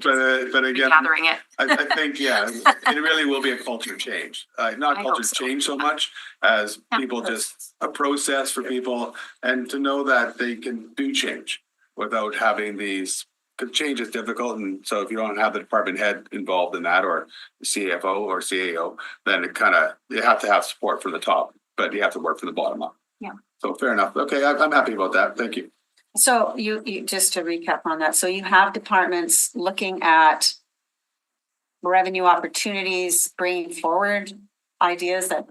They were. I think they've done it for years. So there are no longer fully dedicated people to continuous improvement in all the departments. They're just someone who's part of their other duties is assigned is to be the departmental representative. Yeah. But I do have all the departmental controllers are as I meet with them, as I always do, I'm asking them to pull together their list of areas where they haven't really had a chance to put some focus on because they're busy. It would be off the side of their desk, but to really, how do we shed some attention and light on moving something forward that has been on their wish list for a while. So those are really easy wins if we can get those moving.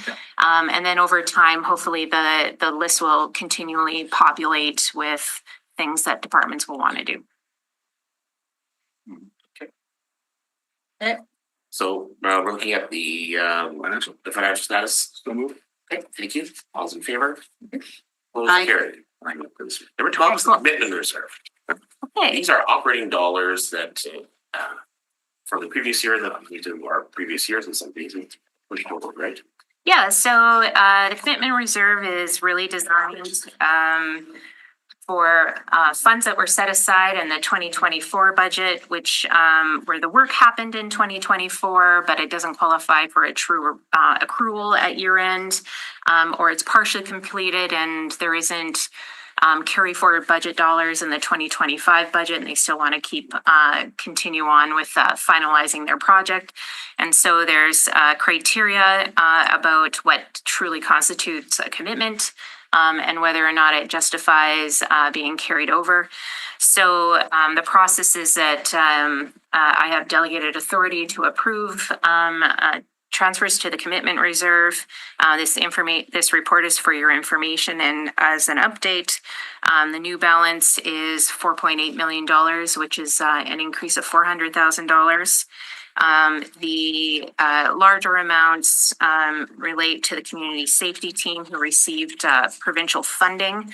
And as they got, that took a little while to get that program started and hire all the folks. That money is just kind of being carried forward across years into that. So that's kind of the larger amount.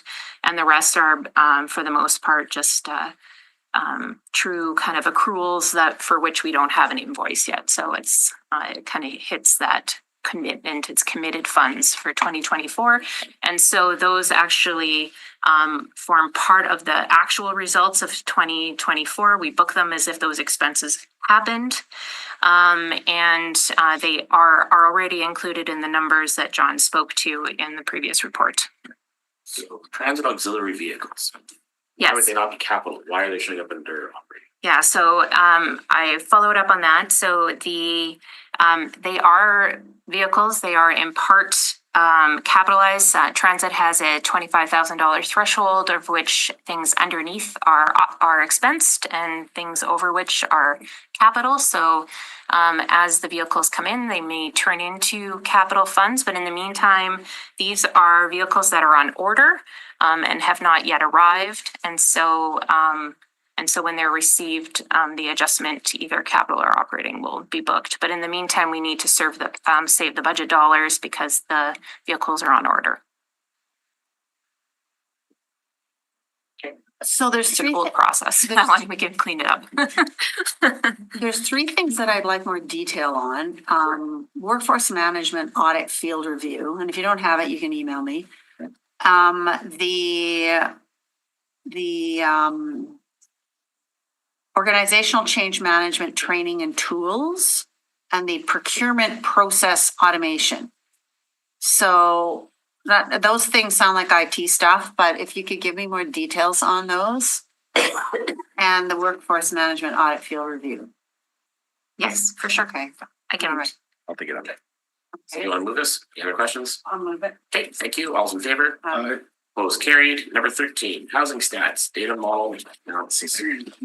Thanks, John. Thanks. And Matt Dryberg's going to speak to this one. Matt, hello. Hi. This was a motion that Councillor Edie wanted to bring forward, and I supported it. And basically, he's wanting to understand the population statistics. Maybe more by neighborhood than ward, but I think we're going to start by ward. You want to just elaborate on that? Yeah, so as the committee is probably aware, about December of every year, we come here with a report on the population growth by ward. So when we saw this motion, and our initial thought would be what we could include as part of that report is an estimate of the growth by dwelling type, single family, multifamily, etc. As part of that report that we provide every year. So if the committee was amenable to that, what we might suggest here is just a couple of minor amendments. We would, in the first sentence, we talk about wards and then we go back to neighborhoods. We don't. I'm sorry, Matt, I'm missing, I know I read it, but why don't I see it? You guys did a report, didn't you? This is a motion. Oh, there's no report attached to it? No, this is a motion that came from council. So you're talking about amending some of the lines in here? Yeah. Okay. So if I would maybe suggest a couple of friendly amendments, just replacing neighborhood with ward, just to be consistent throughout the resolve, because that's the form of direction to the public service, right? So. I tried to move it up. Oh, you did? Okay, good. It's okay. And then we can come back with that information when we always do. What would you like the new results to be? Changing neighborhood to ward. Yes. Okay. Do we want the report to come back to the standing policy committee? It comes to EPC, the update, right? When we do the population update? It comes to this committee. Oh, this committee, okay. So, yeah, to hear. The only question I have, again, you mentioned using housing types as an identifier. Well, I just did a recent development in area around Beaumont neighborhood, where the number that the department used to estimate the number of people that would be living in this new development area was ridiculously, I thought ridiculously low. It was something like a townhouse, one person, apartments, one person. Well, that's how we got to the 1950 or something like that. I argued how the town person, so those numbers, I'm not comfortable using those numbers that I was presently told by the department that how they calculated the 19,000 people that live there. It was so low. Like what single person lives in a townhouse? And I think there's 1.5 for they're really low. So how would we review those? If you use those numbers as your calculation to decide, I'd be concerned about the numbers that I think the city uses for how many people in an apartment or how many people in a duplex or a townhouse or, so is there any opportunity to have those numbers come forward so the council could look at them and agree to them first? Well, what we would do as part of this exercise is we would reach out to Statistics Canada and we could probably do a custom data run to get an estimate of the average number of people by housing tenure at the ward level. Okay, so would it be Right now, I mean, I wasn't privy to the numbers that were shared with you on that. Yeah, it doesn't matter if they were ridiculous, but again, you're not planning to use a department system they use for Fulton Grove, obviously. Yeah, I mean, when we do the population estimates by ward, we use citywide. Okay, and then you'd use TMC data, say, so how many people live in an apartment? Yeah, I mean, we could, for this exercise, I think we could get a little more granular, talking with people about that, but I'll keep an eye on that, but that's just, I want to raise that, the numbers. Okay, so we'll make those amendments and just for clarity, that would be to change in number one, change the instances of the word neighborhood to ward. And then do we want to add a number two, that the public service report back to the standing policy committee? Yes. Sure. Okay. And do you have a number of days? whatever they. So we do that every December with the population estimates, so. At the next one. If the wisdom of the committee, we could include this part. By December. So to have this alongside the, okay. Yeah. That's fine. Okay. Councillor Luce, okay, so this motion has been made. So motion for new business. Yeah, so, Okay. all those in favor? Aye. Opposed, carried. Councillor Luce moves, Motion for new motion business. to business. Perfect. All those in favor? Aye. Opposed, Aye. carried. If you want to take the chair, maybe Councillor Luce for Yeah, just a moment. will do.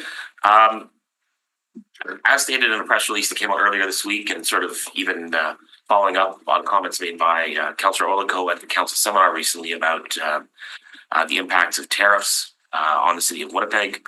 I'm going to be moving a motion that we, at least for the next 3 meetings, have a monthly presentation on tariffs, and then we'll decide if we need to continue monthly or Sure. quarterly or at all. Maybe it's going to go away and, We're all living happily again. we'll have to cross the border. Yeah. All the people in the world will be singing in harmony.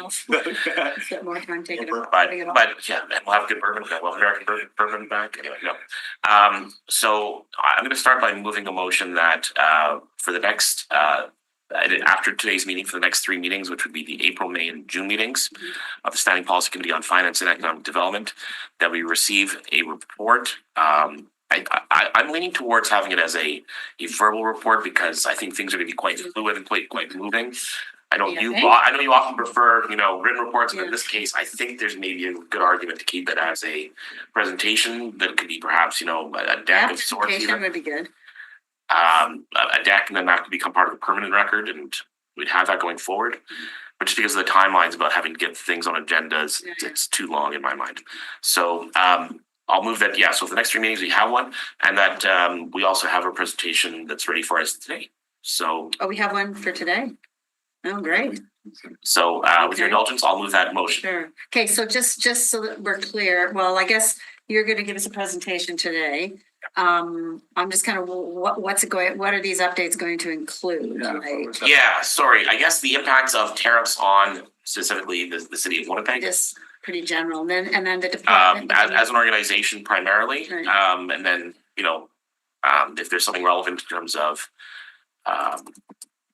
the macro city externally, that they feel is relevant, we can include that. But I mean, I think for the moment, we're gonna try, Are we going to look at it like by department, or? That wasn't the intent. Okay. Well, there's no intent yet. We're Yeah. trying to figure that out. yeah. That's true. Yeah, Yeah, we're you're right. not sure. You're right. No, I mean, what you had in mind, yeah, no. Yeah. What are the suggestions here? I think the idea is like if there's something, big red flag over in water and waste this week, that'll be part of Right, this month's right, presentation. If Right. Okay. all of a sudden transit needs something that's all of a sudden hit Right. hard, I don't know. Like, I just think we have a lot of projects. Let's just pick little projects like parks projects, Sure. right? Shade structures, stuff like this, Playground, playgrounds, stuff like flashback, that. whatever, yeah. Then we have our over 25 mil projects, 25 mil and up. And then we had a good meeting on roads yesterday and they didn't seem too worked up about it, just the rebar. So, okay, well, let's I guess. Why don't we listen to the presentation? 25 years. And Okay, then at the end of the presentation, we can, perfect. include the final whereas in case we figure out maybe a little more clearly what we want. Perfect. Okay. So collectively, between Matt's team and mine, we provided informal information previously. This is some of the same information we provided, plus a little bit of updates since the last time we talked about this. So we're going to take turns on some of the slides as we had in the past. So, And to be clear to those at home, since the last time was behind closed doors for council, Yeah. I wasn't able to participate in that one. So it'll be new for me, but some of this will be repetitious for the two of you. I apologize. okay, so I'm going to hand it over to Matt to take control of the first half. Yeah, so maybe I'll just do a little bit of a kick off and introduction here. We have a short deck here for you today. I mean, it's first part of it is to provide a bit of high level on what's happened to date. A little bit of background on what tariffs are and some of the impacts on the economy, and some areas where Winnipeg is exposed in this. So with that, and then we'll go on to talk about some of our procurement and then sort of next steps and how we're going to deal with the situation. So I'll turn it over to my colleague Paul Vecta to take us through the first part of the deck. Thank you, Matt. Good morning, councillors. So as Matt talked, first we'll talk about general economic impacts from the tariffs of the City of Winnipeg, then I'll hand it over to Tracy to get from a bit more of the city operation side. On a very high level qualitative perspective, because you can do some modeling of this, and we'll get into that. But it's important to think of like what tariffs are and what they aren't, and how these impacts can happen. So tariffs are effectively a tax that can be imposed typically on by a country on the imports of another country. So right now what the US has been threatening is 25% tariffs on non-energy goods from Canada and 10% on energy, which that's changed quite a bit in the past 72 hours or so. Tariffs will typically lower exports and increase for the exporting country, and then also create business uncertainty, which then can translate into lower sales, higher unemployment within the exporting country. And then also with that, with the uncertainty itself, and we've got a chart on that, then impacts business investment. Tariffs increase the price typically in the importing country with a greater impact on goods that frequently move across the border. So if you think the auto sector that's in Southern Ontario and then Michigan, with parts bouncing back and forth, you get like 8 times, they'll get tariffed every time they cross the border. So there's more, the more it moves across, the more exposed they are. Then tariffs from an inflation standpoint, just the tariff itself is like adding a tax, or as we saw with the cut in the gas tax last year. So it was a one-time move in CPI from an inflation perspective. Which we'd expect the Bank of Canada to look through from them sending monetary policy and thinking how they're going to move interest rates around. That said, if tariffs then can cause more persistent inflation, be it starts feeding through in some mechanisms of business taking advantage of the situations we saw during COVID, some businesses just saw prices were going up, so we can then go and charge more. Others were dealing with cost pressures. That can turn to a more self-sustained process. And in that case, we'd expect the Bank of Canada to react with higher interest rates. Starting from, again, the quantitative side, starting from uncertainty, this is an uncertainty index. It's based upon different types of words associated with uncertainty, collected from 5 major Canadian newspapers. It's academics, they take these numbers and then they do some math to put into a fancy index.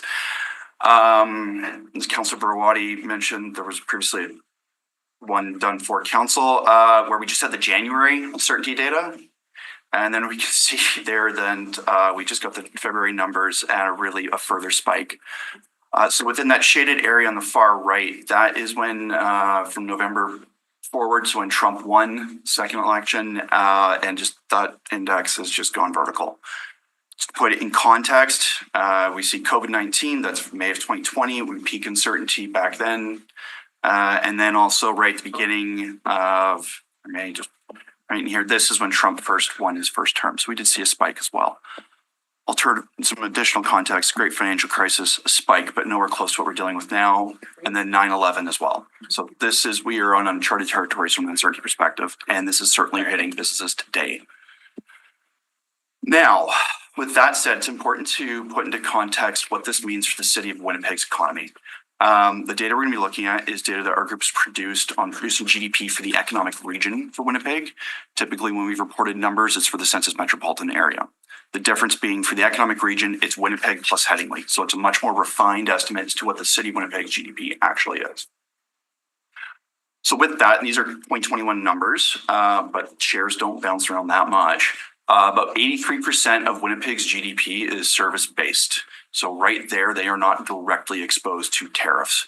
What are services within here? That's going to be wholesale trade, retail trade, transportation is a full broad spectrum, professional, technical, scientific services. Then you can get like accommodation, restaurants, things like that. And then also, of course, government, our public administration will be in there.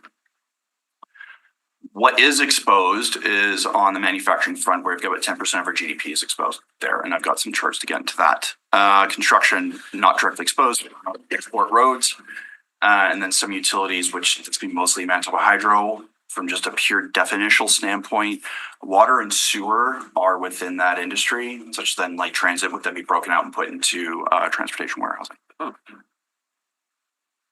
Hey, wait a minute. Yep. What forestry and fishing, and what's that got to do with Winnipeg? Very little. So what would be in there is the support services for those industries that would then feed into the actual production that's happening in other parts of the province.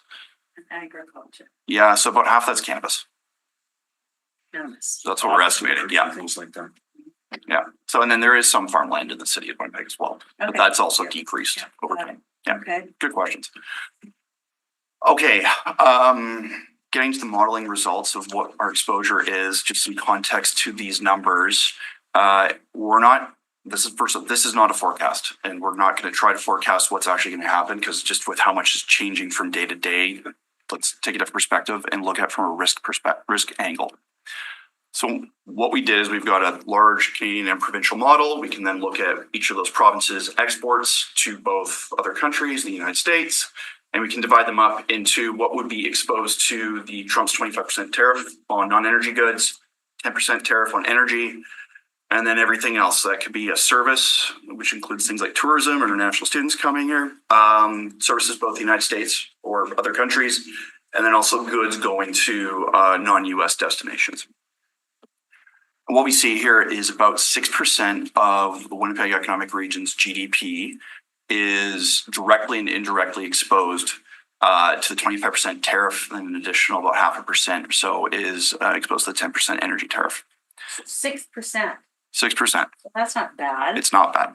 No, and there's another chart. Just the chart looks dramatic, but when you read Yep. the bottom line, that's not bad. No, and that gets back to 83% of our Right. industries are exposed to our service-based industries.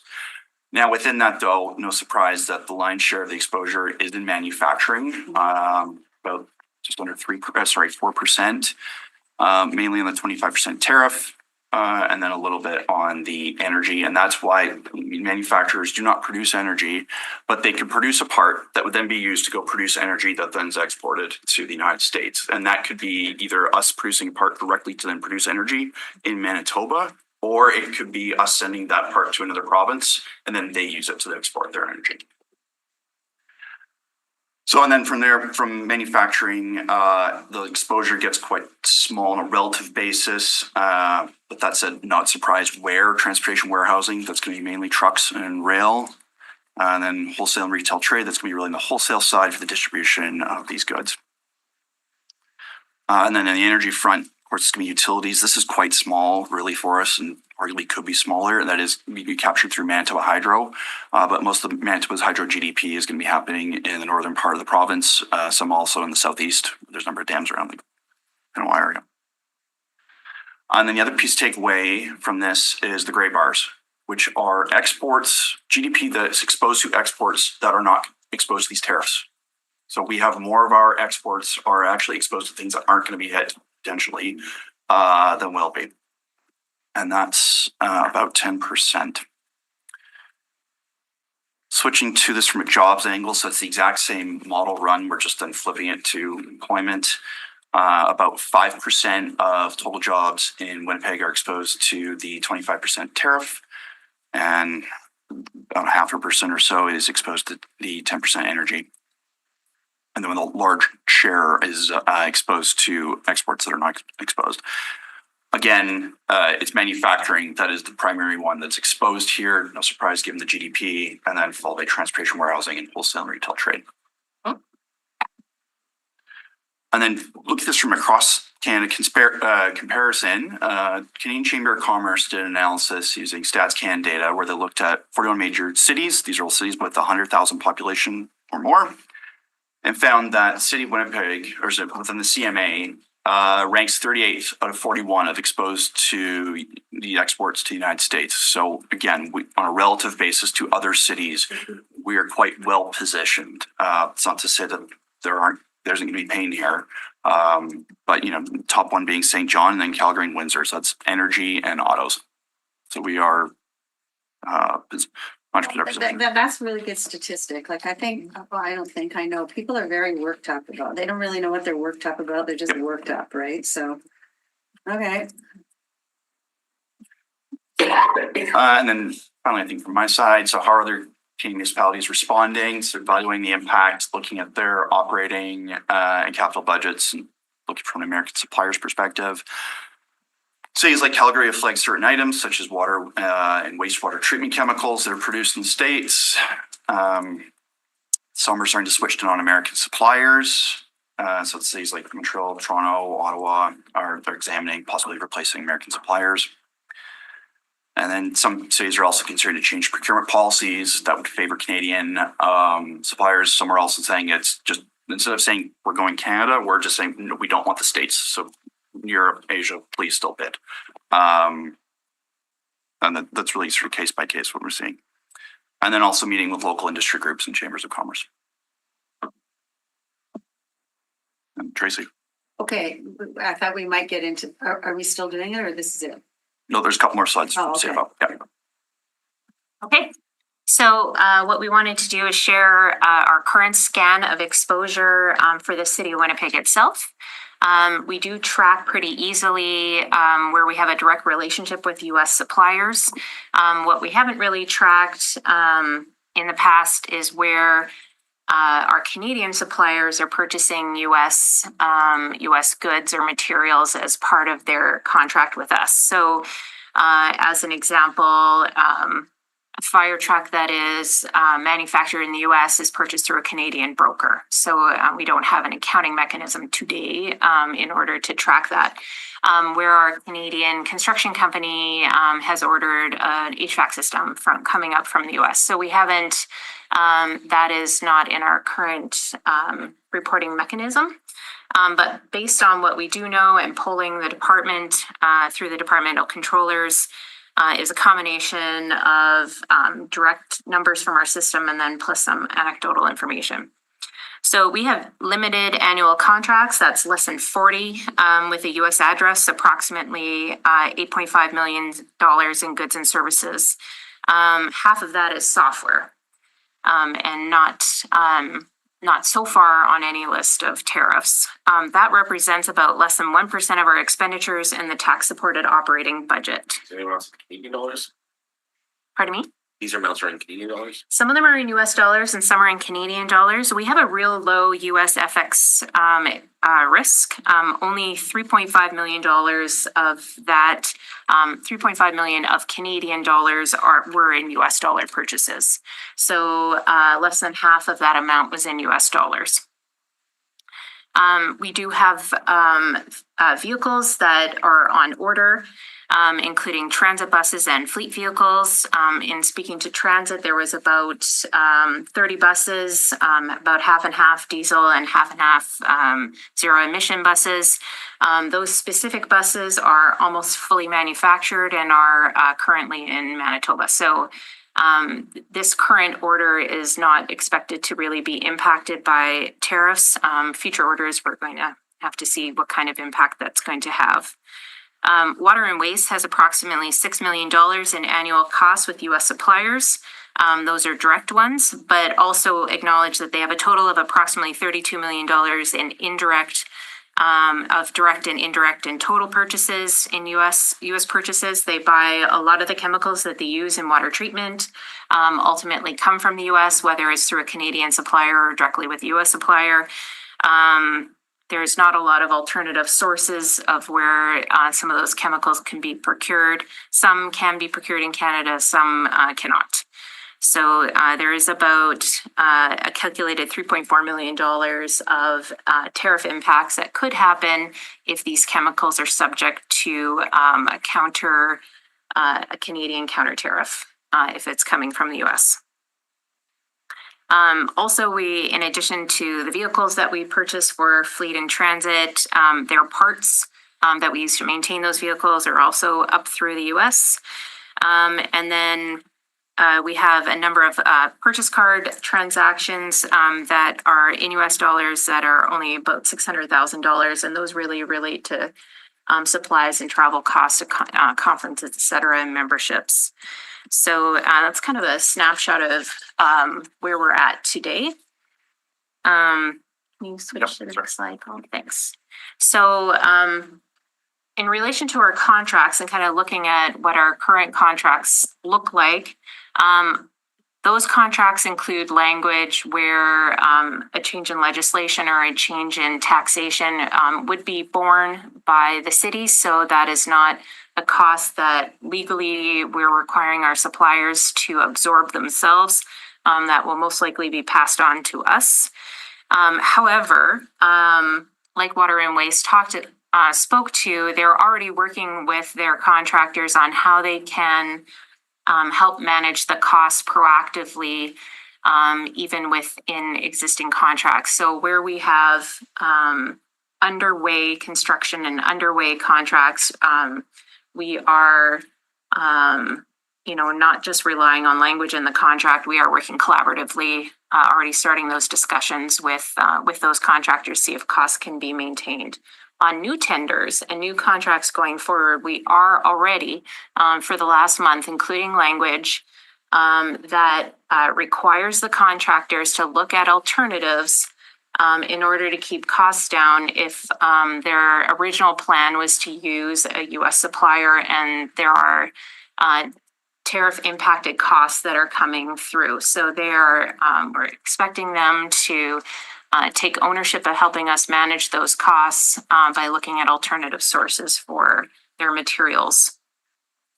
We still fall under our procurement practices, and our policies are aligned with the trade agreements in which we fall under. That includes trade agreements with Canada, Western Canada, and Europe. Municipalities are not specifically included and listed in the US-Mexico trade agreement, so we're looking to get clarity on whether or not we are expected to comply with that as far as working with the province. But for the most part, it appears that we can, with low risk, consider options of a kind of like a Canada First sentiment or some kind of Canada First procurement model. We are working with the province really closely on that. If it's moved to the next step, Paul. So the province yesterday, there was a lot of news yesterday, including a deferral of the tariffs once again to April 2. But the province announced a Buy Canada Act in first reading yesterday. We don't know too much about it yet, so we're trying to find, as we learn more about that, we understand that there'll be guidelines that are going to be developed by the province for their own purchasing, and we'll learn what they're doing and see if there are ways that we can look at doing similar things that they're doing. We are already looking at implementing tracking and reporting processes for those indirect costs where, we're not dealing directly with a U.S. supplier. So that is kind of helping us track ripple effect costs that are coming up through construction projects, as an example, or those chemicals for water and waste, so that we have an accounting mechanism that will allow us to pull that data in order to be able to report on the monthly basis that we are contemplating here. And so that is well in hand, working in the confines of our system. We are still working through assessing risk on capital projects by working proactively with our construction partners at a very, very high level. We were able to estimate, though, that the amount exposed under construction contracts are 12 or less % of the total contract construction value. So it's not 50% of our total construction budget is exposed to tariffs. It's most of those are relatively labor and other things that aren't subject to materials. But in order to model what kind of exposure we may have on our total construction budget, at this point we can. Our best estimate is about 12%. So, but we can continue to proactively manage with our partners, and especially in helping them and helping ourselves work through that construction clause, which puts them on the hook to help mitigate costs before they're incurred. And then, of course, we'll be providing monthly updates to council through this committee and as necessary. Perfect. Okay. Councillor Rollico. Okay, where to go? I want to see it. Where it's gone. I had it. Now it's gone again. There was a release. What I'm in this case, first of all, I'm not sure. I guess we'll wait to see the first report on your formatting on how you're going to report. This is great. The reason I really thought this was important is for the public. Hopefully our YouTube channel's full of people watching this, so they understand what's happening for Winnipeggers. We're not Ontario. We don't have the car industry. We are people I don't believe are ready for another crazy time. COVID was rough. People are just getting out of that. Still some lingering effects of that.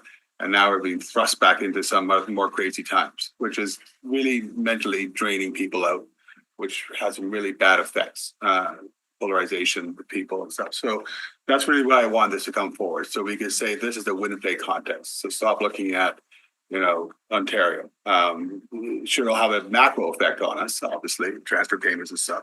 So I do appreciate that. So again, I'll wait to see the first formatting, how you're going to come, but what the report will look like. There was a release, and that's why I was trying to find from the mayor's office about 4 areas that he said we'd be tracking. You know that one I'm talking about? Yes. Okay, so you got that. That'll be part of the report on ish. Okay, that's what I was. That was in consultation with. Yeah. Okay. I did saw other things. So those are 4 decent ideas. So I just want to make sure. Yeah. So being able to articulate the amounts, reporting to here, managing risks, and then maybe exploring a Buy Canada. Sentiment in part of our procurement. And that's great. And I did also like to see that. And then, this is all great, but it's really about the numbers, right? So at the end of the day, we had a horrible budget we had to pass, and we did. But again, we also know we're not flush with cash. We don't have a fiscal stabilization reserve, which we had a full one. This would make COVID a little bit easier for sure, but that's drained out. So having some actual numbers, which I believe you said you're going to be providing as well, and having it so like we did with COVID, we tracked the COVID numbers, so we could do that, so we could tell the public this is what the impact is. Still, we have to deal with it, but I think that helps the public understand if it's not $100 billion, it's 10 million. Kind of lead with that 38 out of 41. Kind of was a bit reassuring. It is, and then everybody just starts calm down. So I'm getting down. But again, it's a rough time because we never know what's happening tomorrow. That uncertainty, as we had in our presentation before, is actually the worst driver we're having right now in our economy. Is the uncertainty for the business community and the public. But we're really looking at. I know businesses are important, jobs are important, but what I'm looking at is the impact on our budget. Yes, we need jobs so people can buy homes. I understand that argument, but people want to know if we have to do some draconian things to keep our budget. Our property taxes lower. I know we have efficiencies and stuff, but this stuff never goes up too high. We're gonna have to do some other horrible things, which would be, I don't know what they'd be, but we'll now have that information to be able to look at that and get councillors at least ready if we have to make that decision prior to the day of the budget. Some people just see it for one day and go, okay, those are horrible ideas, but there is no back room. You guys went through years or months trying to figure out how to deal with it. So having the numbers will be really helpful for us. So I'll wait for the first report. I think there's still a little more work to do of making sure people know that we're on top of this. I think councilors can do that. So we need a little bit of more of an abridged version maybe than the report, but let's wait for the first one to come out. And I do appreciate that it's all over the place right now. So yeah, it's Do the like, report the day before you present probably is the most timely. yeah, exactly. Like, yeah, it's like, it's like managing a rubber ball. Like it's just bouncing everywhere. It's like, oh, we're over here now. No, we're over here. And oh, look at another layer of the onion over here. I'd expect thing. That's a generous day. Thank you very much. Yeah, there was, as we were working on this deck yesterday, Yeah. two announcements came out. Yeah. One being the deferral and the other one being the Buy Canada Act from the province while we were working on this. Right. So, Right. Will there be, and you saw it already with Councillor Wyatt, who brought out an idea regarding tariffs. Not really tariffs, but maybe the fallout from tariffs, get rid of American flags, not getting into that debate or whatever. Is there going to be, I guess this will open up the opportunity for councillors to say, we should be looking at this or that. And so this would be a place for them to do that. Sure, they could come. Yeah, so like Buy Canada thing, I love the idea, but then I've read a lot about it since that time. It has some pretty hard choices to make, especially on some products where, we can do it, but you're going to triple the cost of your item because we just really have to set up the whole industry for it. Yep. So when we get to those conversations, this reporting system would capture kind of that kind of stuff about if we actually decided it would be a council motion set to go look at a Buy Manitoba only policy. And you'd have to, or would that be embedded into the reporting? I think it's already been said, a procurement. I think a change to a procurement mindset might come up through this committee. It may, just from a timeliness point of view, may need to go up through council. I think we just have to find the right avenue for that. But other sentiments that are patriotic, I wasn't planning on using this as the tool for that, but We're cash, like I told Councilor Sharp before, this is cash. This yeah, committee is so the finance. financial We're not impact. in, so that goes somewhere else. So Yeah, I mean, councillors will be free to make motions as they please and get. yeah, and then if somebody gets sent here and somebody gets sent off to Right. TPC. And we should be able to include in it, I'm just reflecting back on 2008 when we had the great financial crisis, as it was termed on the slide. A lot of money was flowing, right? Yeah. Like there was a shovel-ready projects, anyways. Yeah. So if you're hearing, of any programs or anything that come out, if you could include that in there, Yeah. the The provincial one with the Like deferral, relief programming? like what's the province got going on now? payroll and something. Right. Tax deferral. Right, Yeah. like things like that, if you could put those in there, just so that we can have a one go-to point of what Yeah. we've heard almost literally. I don't want to look at before. the news anymore. No, I don't either.